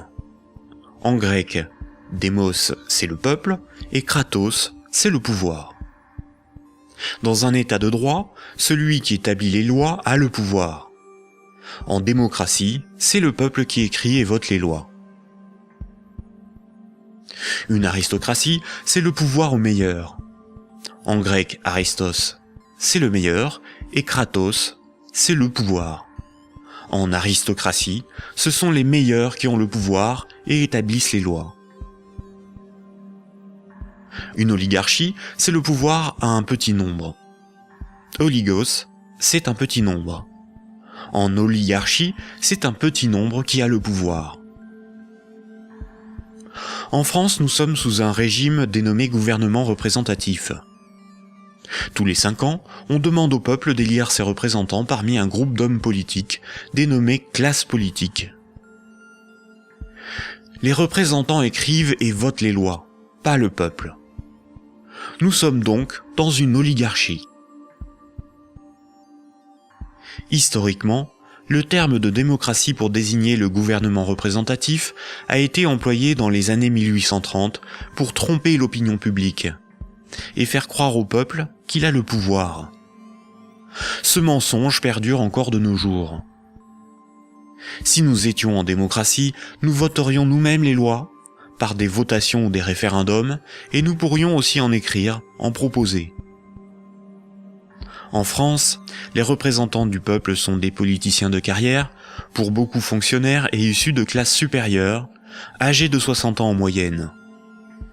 Ils ne sont en rien représentatifs du peuple français. Une fois les représentants élus parmi l'oligarchie de la classe politique, les électeurs n'ont aucun contrôle sur la politique menée et la législation établie. Les représentants votent selon leurs opinions, leurs intérêts, leur complicité ou leur carrière politique. Ils sont la cible de groupes d'intérêts qui influencent leur vote. Les textes de loi sont dans 9 cas sur 10 rédigés par de hauts fonctionnaires non élus. Donner le pouvoir à un groupe d'hommes issus d'une oligarchie, ce n'est pas avoir le pouvoir, c'est désigner ses maîtres. Les partis politiques, apparus dans les années 1840, étaient un moyen de canaliser l'insatisfaction des électeurs dans des oppositions et des conflits sans conséquences. Car si les lois étaient votées par le peuple, ce qui définit la démocratie, il n'y aurait pas de manifestations, pas de grèves, pas de mécontentement ou de troubles sociaux. Le peuple serait souverain. Durant la Révolution, les riches avaient bien plus à perdre que les pauvres. Voltaire, figure emblématique des Lumières, disait ceci. Un pays bien organisé est celui où le petit nombre fait travailler le grand nombre, est nourri par lui, et le gouverne. Si le pouvoir était donné au peuple, il aurait défendu ses intérêts propres au détriment de la minorité des riches, des notables et des banquiers. Écoutons le philosophe Alain Badiou parler de la démocratie actuelle. Voyez-vous, Alain Badiou, c'est ce que nous avons trouvé de moins mauvais pour choisir nos dirigeants. Oh, la théorie du moins mauvais, ça, vous savez, la théorie du moins mauvais ne peut pas impressionner le philosophe que je suis. Elle a beaucoup servi pour justifier le moins pire par rapport au plus pire, par exemple. C'est Churchill qui a inventé cette histoire, qui a consisté à dire que la démocratie, c'était le pire de tous les régimes, à l'exception de tous les autres. Il avait raison ? Eh ben non, il n'avait pas forcément raison. Pourquoi aurait-il eu raison ? Parce que sous la démocratie, on peut vivre. Mais il se peut que le meilleur régime politique soit à venir, qu'il dépende d'une invention de l'humanité. Après tout, vous savez, pendant des millénaires, ce à quoi nous assistions, c'était à des théocraties, à des régimes extraordinairement tyranniques et oppressifs. Ils ont duré bien plus longtemps que votre démocratie, bien plus longtemps. Donc cette démocratie, c'est peut-être tout simplement une sorte de petit intervalle dans l'histoire. Surtout que elle ne marche que là où le capitalisme est déchaîné. Ça, c'est un fait. Le régime parlementaire démocratique, je le constate, c'est un fait. Il n'existe comme régime installé, consensuel, conséquent, que là où l'économie capitaliste s'est développée. Et quand l'économie capitaliste commence à flancher, ce type de représentation politique se sent aussi un peu malade, n'est-ce pas ? C'est là où on en vient au cœur de votre pensée. Un tout petit moment d'explication. Vous êtes, Alain Badiou, un de ceux qui avaient revendiqué le mot communisme, alors même que les régimes communistes ou étiquetés communistes étaient effondrés.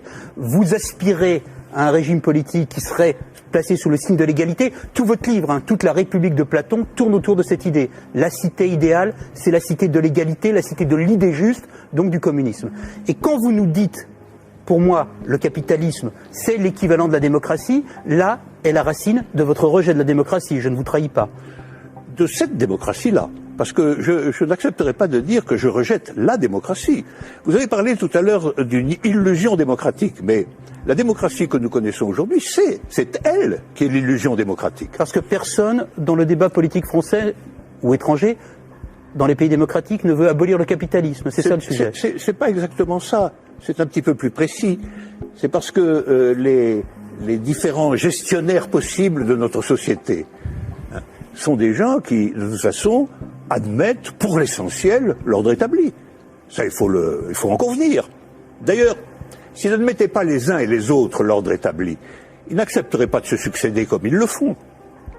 Il faut bien que tel candidat ne soit pas extraordinairement différent de tel autre pour qu'il puisse alterner le mouvement des affaires restant à peu près le même, après tout. Donc il y a un consensus fondamental qui fonde ce que vous appelez, vous, la démocratie, qui est une démocratie tout à fait normée, tout à fait particulière, et qui repose sur des acceptations fondamentales premières. Voilà. Et donc je soutiens que nous ne vivons pas du tout dans la démocratie. Nous vivons en réalité en oligarchie. Voilà. Nous sommes dominés par une oligarchie financière, politique et médiatique. Tout le monde le sait d'ailleurs. Tout le monde voit parfaitement qu'il faut absolument maintenir ce système pour maintenir le système politique lui-même. Qui gouverne dans la cité juste, dans la cité idéale? Eh bien, qui gouverne normalement dans la cité juste, dans la cité idéale, c'est précisément tout le monde. C'est la démocratie véritable. C'est-à-dire qu'il n'y a pas d'État séparé de l'ensemble des gens. Voilà. C'est ça la cité idéale. La cité idéale, c'est la grande idée communiste de Marx lui-même, qui est un peu oubliée, mais que je voudrais rappeler. C'est le dépérissement de l'État. C'est l'idée que l'existence d'une machine d'État oppressive, séparée, qui doit être perpétuellement validée par des élections, etc., c'est une affaire vieillie, c'est une affaire qu'il faut dépasser absolument, au nom de ce que Marx lui-même appelait un régime d'association. La capacité, pour tout le monde, de s'occuper de ses propres affaires. Ce qui est intéressant, et c'est là où, quand vous parliez de l'idée de Marx et de l'idée de l'association, vous êtes un fervent admirateur de ce qu'on appelait les révolutions arabes, fervent admirateur également de ce qu'on appelait le mouvement des indignés. Et ce qui est très intéressant, c'est que votre critique sur les révolutions arabes commence au moment où elle se transforme en processus démocratique électoral avec des élections. Oh ben c'est pas ma critique à moi, c'est d'abord la critique de tous ceux qui ont participé au mouvement dans les pays arabes.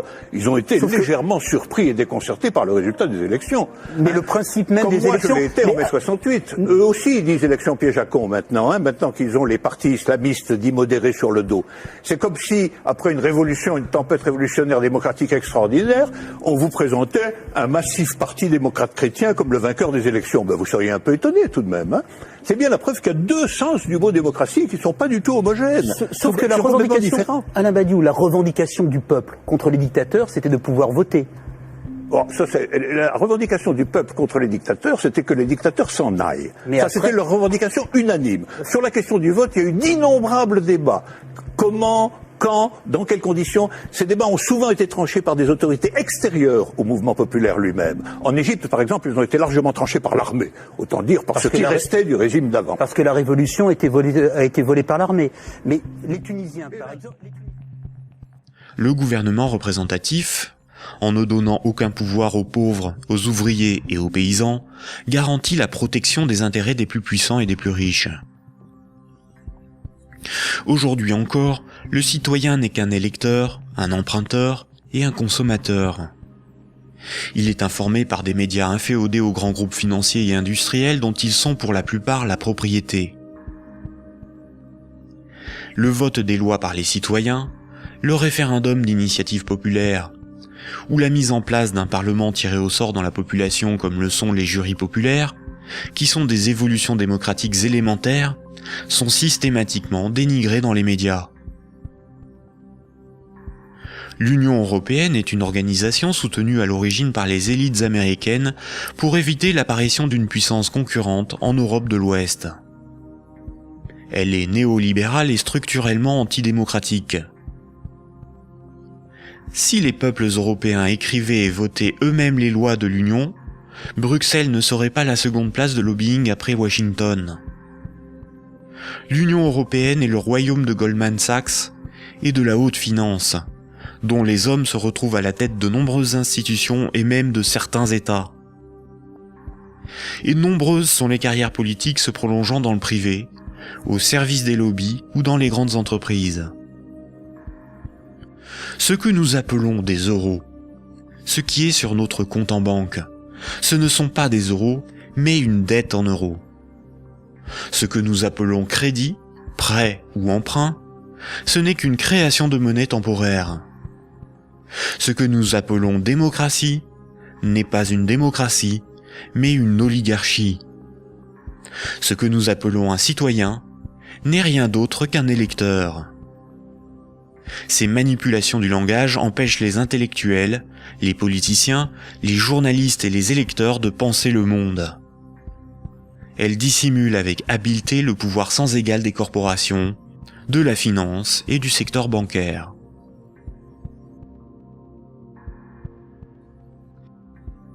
Aujourd'hui, la planète n'est plus capable de se régénérer. L'humanité tout entière est en train de se confronter aux limites de la Terre elle-même et manque de ressources naturelles. Toute croissance économique nécessite beaucoup de matières premières et d'énergie. Or, les ressources de la planète sont limitées. Certaines organisations militent pour qu'une nouvelle approche économique et sociale émerge, pour que nous soyons respectueux de notre environnement et sortons d'une logique de compétition, de surconsommation et de conflit. Certains font la promotion de la décroissance. La décroissance permettrait l'équilibre de l'activité humaine et les ressources de la planète. Mais la décroissance sous-entend une réduction permanente de la demande de crédit, donc une contraction de la masse monétaire qui déboucherait rapidement sur une crise économique majeure. En réalité, les nations sont les esclaves de l'impérieuse nécessité d'une dette perpétuelle pour disposer de monnaie, donc d'une croissance soutenue, impliquant une consommation en progression constante. S'il n'y a plus d'anticipation de revenus futurs, il n'y a plus de crédit, donc la monnaie disparaît, l'État ne peut plus fonctionner et l'économie s'arrête.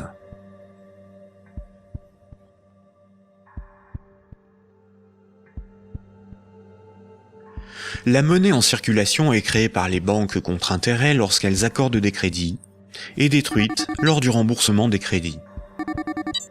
Ce cycle monétaire garantit aux banques une rente perpétuelle. Les créanciers sont les banques et le secteur financier, et les débiteurs sont le reste du monde. Notre système économique n'est en rien libéral, puisque nous sommes dépendants des banques pour réaliser le moindre échange économique. Nous ne sommes pas libres de ne pas être endettés.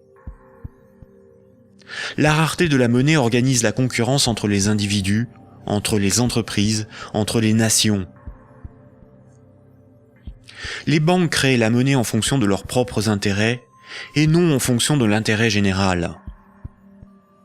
Les conflits armés sont plus lucratifs que la diplomatie. La concurrence, plus dépensière que la coopération. La spéculation, plus rentable que le social.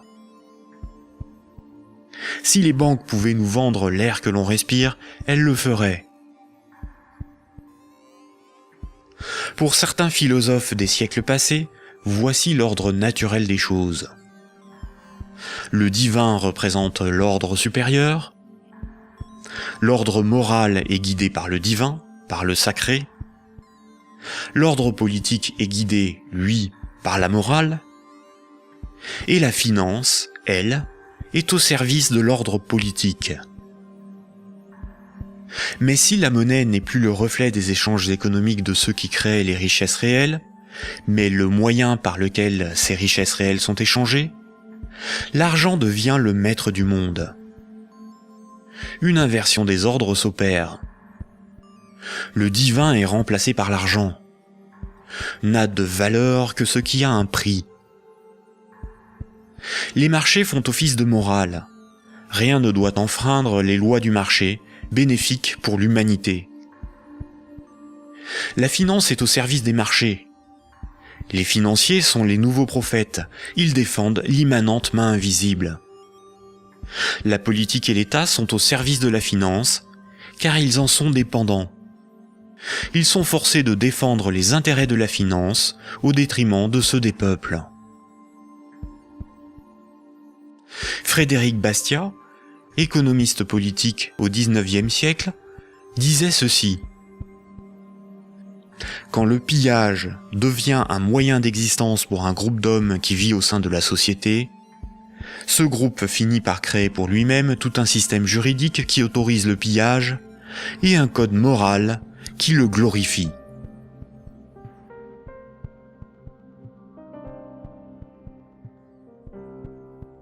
Récapitulons. Voici les points importants qu'il faut retenir. Avant l'invention de la monnaie, les systèmes de comptabilité des dettes permettaient aux hommes d'échanger librement des biens et des services. Il était simplement noté ce qui était donné ou les services rendus, à qui et quand, de sorte à s'assurer que chacun donnait autant qu'il recevait. Les hommes se faisaient confiance, c'est ce qui leur permettait de se faire crédit. C'est environ 700 ans avant Jésus-Christ que la monnaie a été créée comme un outil de domination au service de souverains ou d'États. Le souverain payait ses soldats avec une monnaie qu'il fabriquait lui-même.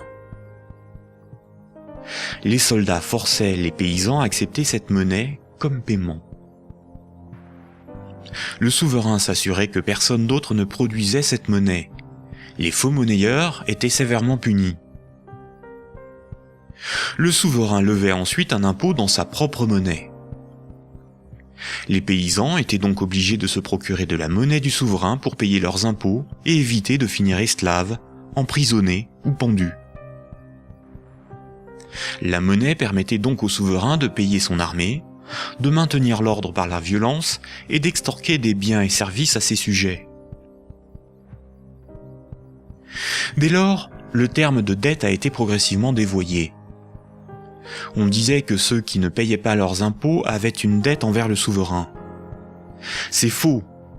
Pour qu'un sujet ait une dette envers le souverain, il aurait fallu que le souverain lui ait d'abord donné quelque chose de valeur.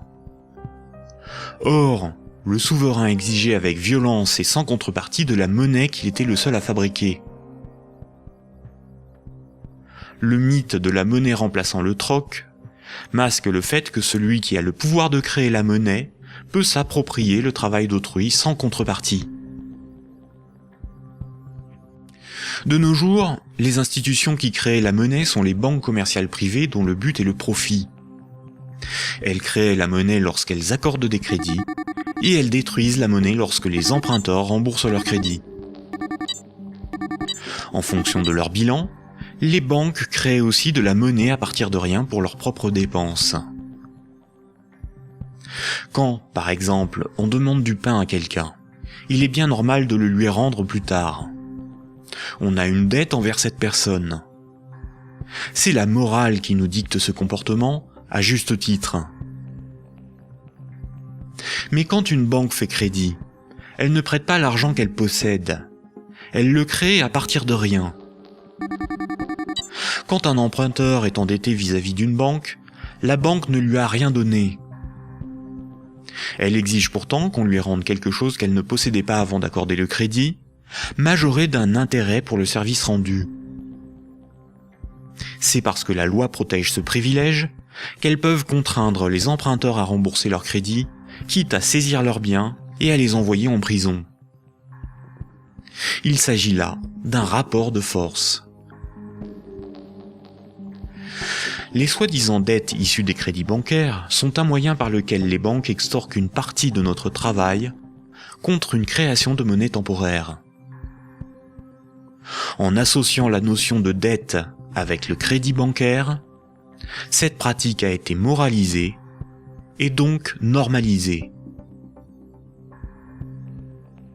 La monnaie centrale donne l'illusion que c'est l'État qui crée la monnaie. Or, la monnaie centrale est fabriquée à la demande des banques commerciales privées lorsque des actifs détenus par celles-ci sont monétisés par la banque centrale. En réalité, ce sont bien les banques commerciales privées qui fabriquent et louent la monnaie que nous utilisons tous au quotidien. La monnaie en circulation est créée par le crédit bancaire, puis détruite lors du remboursement des crédits. De ce fait, si tout le monde remboursait ses dettes, il n'y aurait plus de monnaie en circulation, tous les comptes en banque seraient vides, et les billets et pièces de monnaie disparaîtraient. La création monétaire par le crédit et la destruction monétaire lors du remboursement des crédits déterminent une masse monétaire. La variation de la masse monétaire est similaire aux variations de la population d'un pays en fonction des naissances et des décès. Quand la masse monétaire diminue parce qu'il n'y a pas assez de crédits accordés par les banques commerciales privées, il y a moins d'argent en circulation dans l'économie, car la monnaie est détruite par le remboursement des crédits en cours. Chômage, pauvreté, précarité, faillite d'entreprises et endettement des États se développent rapidement. Dans un tel système, la croissance est vitale pour l'économie. Les entreprises, les particuliers et les États s'endettent auprès du système bancaire pour assurer une augmentation constante et exponentielle de la masse monétaire. S'ils n'empruntent plus, ou que les banques n'accordent plus de crédit, comme c'est le cas depuis la crise financière de 2008, la monnaie disparaît à cause de la destruction monétaire et une grave crise économique survient rapidement. Sans dette, il n'y a pas de monnaie. Sans monnaie, il n'y a pas d'économie, les nations ne peuvent pas s'échanger ce qu'elles produisent. Donc sans dette, il n'y a pas d'économie. Ce système oblige l'ensemble de la société, des États, des nations, à être perpétuellement endettés et donc à enrichir les banquiers et la finance simplement pour disposer de monnaie pour leurs échanges économiques. C'est par ce principe que le système bancaire a servi le monde économique à son profit, sans contrepartie productive. Chaque crédit sert à acheter une maison, une voiture, une télévision, et induit la consommation d'énergie et de matières premières pour leur fabrication. La nécessité de toujours plus de crédit provoque la destruction de l'environnement, le pillage des ressources de la planète, la surproduction, la concurrence et le consumérisme.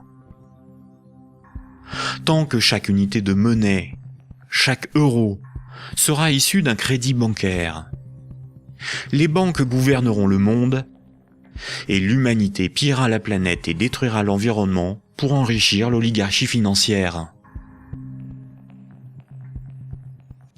Imaginons ce que serait la monnaie du futur. Imaginons un micro-pays avec 2 citoyens. Paul et Jacques se rencontrent. Leurs comptes sont à 0. Paul a fabriqué une chaise. Il la vend à Jacques 10 unités de compte. Jacques a alors moins 10 sur son compte et Paul a plus 10. Paul peut convertir 5 unités de compte en monnaie manuelle, en billets de banque. Ainsi, tant qu'ils sont dans leurs débits autorisés, personne ne peut empêcher Paul et Jacques de s'échanger ce qu'ils produisent. Leur débit autorisé est calculé en fonction de leurs actifs et de leur solvabilité, et représente le risque financier que doit assumer la société tout entière. La monnaie du futur est un jeu à somme nulle. Dans le futur, la monnaie sera représentative des échanges économiques réalisés, et non ce qui les permet. Aujourd'hui, la monnaie ne fonctionne pas du tout comme ça. Ajoutons dans ce micro-pays une banque. Pour acheter la chaise de Paul, Jacques va emprunter à la banque les 10 € nécessaires pour la payer. Jacques devra rembourser ces 10 € à la banque et verser en plus 1 € d'intérêt qui n'existe pas. Après la transaction, Paul possède bien les 10 € nécessaires à rembourser la banque et il faudra bien que Jacques les récupère d'une manière ou d'une autre pour rembourser son crédit. Il devra vendre son temps ou fabriquer des choses à vendre pour récupérer les euros pour rembourser son crédit. Mais les 1 € d'intérêt n'existeront qu'à partir du moment où un nouveau crédit aura été demandé à la banque. On comprend donc plusieurs réalités. Paul et Jacques sont dépendants de la volonté de la banque d'accorder ou non le crédit pour s'échanger ce qu'ils produisent. Ils sont obligés malgré eux d'enrichir la banque en achetant de la monnaie temporaire, qui sera détruite lors du remboursement des crédits. Le remboursement des intérêts oblige Paul et Jacques à perpétuellement emprunter à la banque pour pouvoir la rembourser. Ce système crée artificiellement un manque permanent de moyens de paiement qui débouche sur une concurrence accrue pour capter la monnaie en circulation. Paul et Jacques ont avant tout le problème de se procurer de la monnaie pour vivre. Il faut bien distinguer ce qui est au service de l'intérêt général et ce qui est au service d'intérêts particuliers. L'intérêt général, c'est l'intérêt du plus grand nombre, des nations dans leur ensemble. Les intérêts particuliers sont ceux des oligarques, des riches, des gens de pouvoir, des actionnaires, c'est-à-dire une minorité de personnes dans la société et à travers le monde. Prenons la monnaie. La monnaie sert des intérêts particuliers. Elle sert les intérêts de ceux qui la fabriquent, c'est-à-dire les banques commerciales privées et la finance, dont le but est l'enrichissement. La monnaie existe parce qu'il y a ce qu'on appelle des dettes. Ces dettes ne servent que des intérêts particuliers. La bourse et la spéculation, les marchés financiers, représentent très majoritairement des intérêts particuliers. La rémunération de l'épargne et des comptes courants des déposants, de l'homme de la rue, est marginale en comparaison des bénéfices engrangés par l'industrie financière.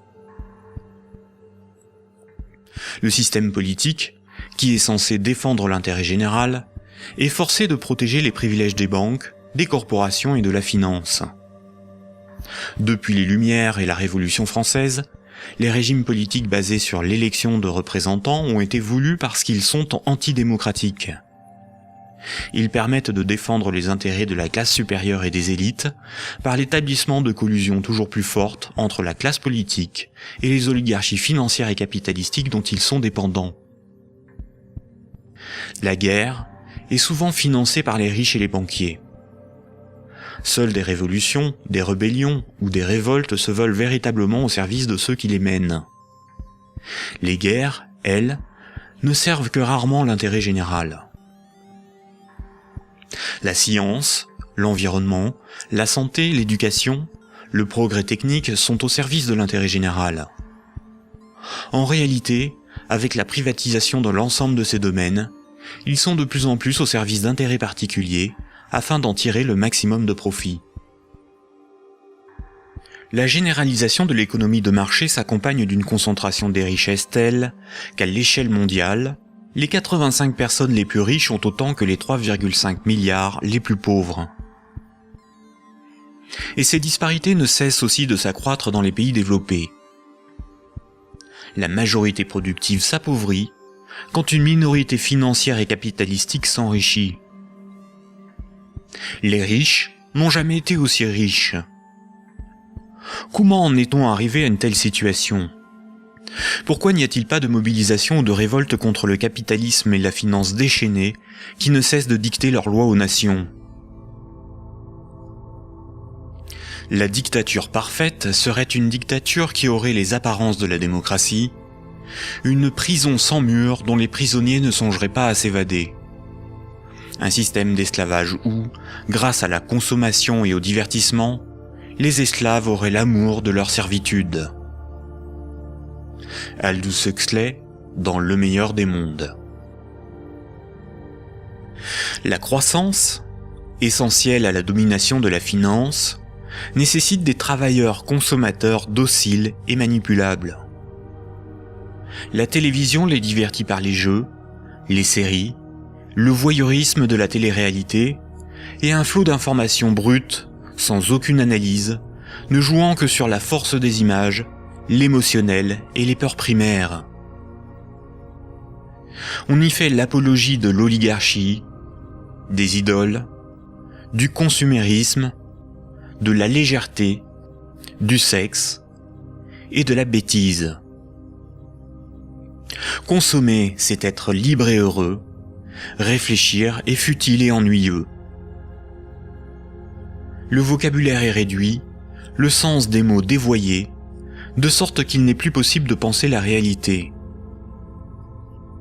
L'éducation est réduite à une forme de conditionnement à la servitude et d'insertion professionnelle.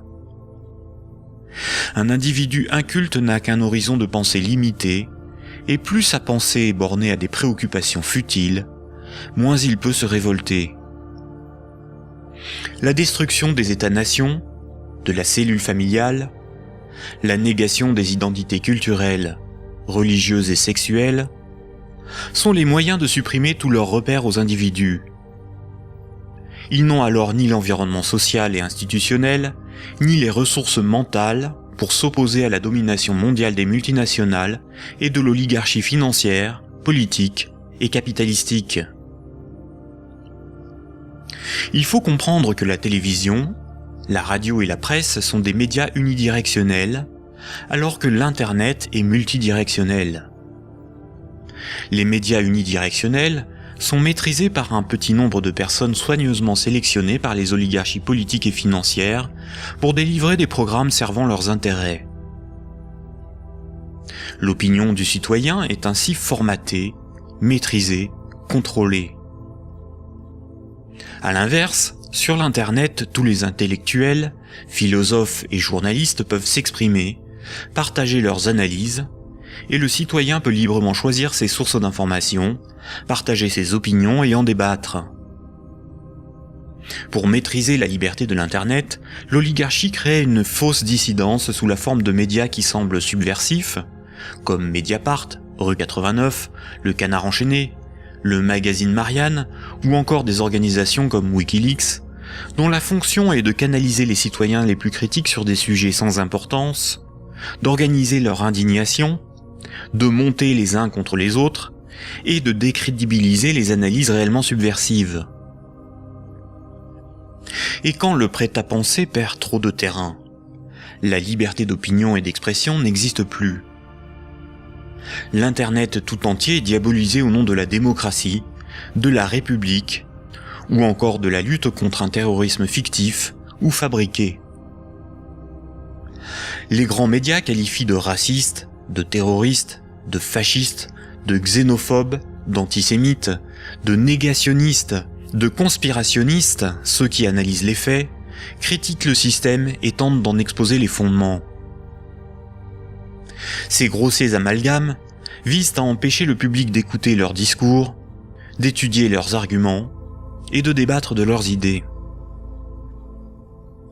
Tout comme ce sont les banques qui décident ce qui doit être financé en fonction de leurs intérêts, dans les médias dominants, c'est l'oligarchie qui décide l'information qui doit être diffusée en fonction là aussi de ses propres intérêts. Le contrôle du vecteur soit de la richesse, c'est-à-dire la monnaie, soit de la connaissance et des idées, c'est-à-dire les médias, soit encore du système législatif, c'est-à-dire le gouvernement représentatif non démocratique, sont les instruments de la domination des oligarchies. Dès lors, il ne faut pas tomber dans la provocation, l'extrémisme ou la violence. La violence et la provocation sont ce que le système attend pour justifier la censure, le contrôle d'Internet et la mise en place d'un État policier. Il ne faut pas non plus dépenser son énergie sur des détails. Il faut au contraire remettre en cause les fondamentaux sur lesquels repose ce système de domination. Tous les mouvements progressistes, sociaux ou alternatifs, quelle que soit leur forme, associations, partis politiques, ONG, et quelle que soit leur cause, devraient faire la promotion de 3 changements décisifs pour le monde de demain. Premier point. Remettre la création monétaire au service de l'intérêt général. Tant que ce sont les banques qui décident ce qui mérite d'être ou de ne pas être financé en fonction de leurs propres intérêts, le pouvoir politique et le libéralisme ne sont qu'illusions. Les banques ne sont pas là pour faire du social ou de l'investissement. Elles sont là pour faire des profits en prenant le moins de risques possible. Deuxième point. La création monétaire par le crédit à intérêt et la destruction monétaire lors du remboursement des crédits forment un système pyramidal obligeant l'humanité à détruire la planète pour le seul profit de la finance. Nous devons mettre en place un système monétaire permettant d'adapter notre niveau de vie aux ressources de la planète et garantir ainsi un environnement viable aux générations futures. Troisième point, instaurer un système politique réellement démocratique. Seule une véritable démocratie permettra de garantir que les 2 premiers points sont durablement défendus. Contrairement à ce que les élites veulent nous faire croire, des peuples éclairés sont tout à fait à même d'établir une politique qui défend leurs propres intérêts et les intérêts des générations futures. Ces 3 points sont intimement liés. Sans une monnaie réellement publique, le lobby bancaire aura toujours la capacité de faire plier les gouvernements et changer les institutions. Un régime réellement démocratique, où c'est le peuple qui vote lui-même les lois, permet à la nation de s'opposer à toute privatisation de la monnaie et est la garante du maintien de la finance au service de l'intérêt général.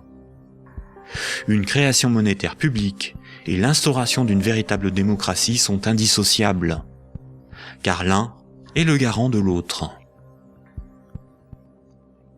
Voici quelques mouvements citoyens dont les propositions permettraient des évolutions majeures de la société. La monnaie permanente, le 100% monnaie ou smart. La monnaie permanente s'oppose à la monnaie d'endettement. Elle remplace la création monétaire privée. Elle permettrait la mise en place d'une politique réellement écologique et sociale. Accompagnée d'une véritable démocratie, elle rend leur souveraineté monétaire aux nations. Les systèmes d'échange locaux. Les CEL sont similaires au système de comptabilité des dettes sans monnaie de l'Antiquité. Ils sont totalement indépendants de l'euro, contrairement aux monnaies locales ou complémentaires. Si une monnaie locale ou complémentaire est créée en échange d'euros donnés à l'organisation qui les gère, elle ne provoque qu'un protectionnisme marchand à petite échelle. Le revenu de base est le dividende universel.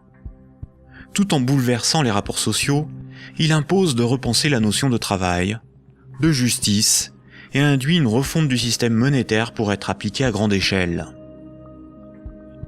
Le tirage au sort. Un parlement non élu, mais tiré au sort dans la population est un système par nature démocratique, incorruptible et parfaitement représentatif. Il s'inspire de la démocratie athénienne et des jurys populaires, évite les dérivés électoralistes et institue l'impuissance des lobbies. La démocratie directe. Il s'agit de faire voter les lois par référendum. La Suisse, par exemple, par ses votations et son référendum d'initiative populaire contraignant, est très proche d'une démocratie directe. À nous de sensibiliser nos proches, nos concitoyens, nos décideurs, nos élites, sur les fondements du monde d'aujourd'hui, et de faire la promotion de ces alternatives économiques, financières et politiques essentielles au monde de demain.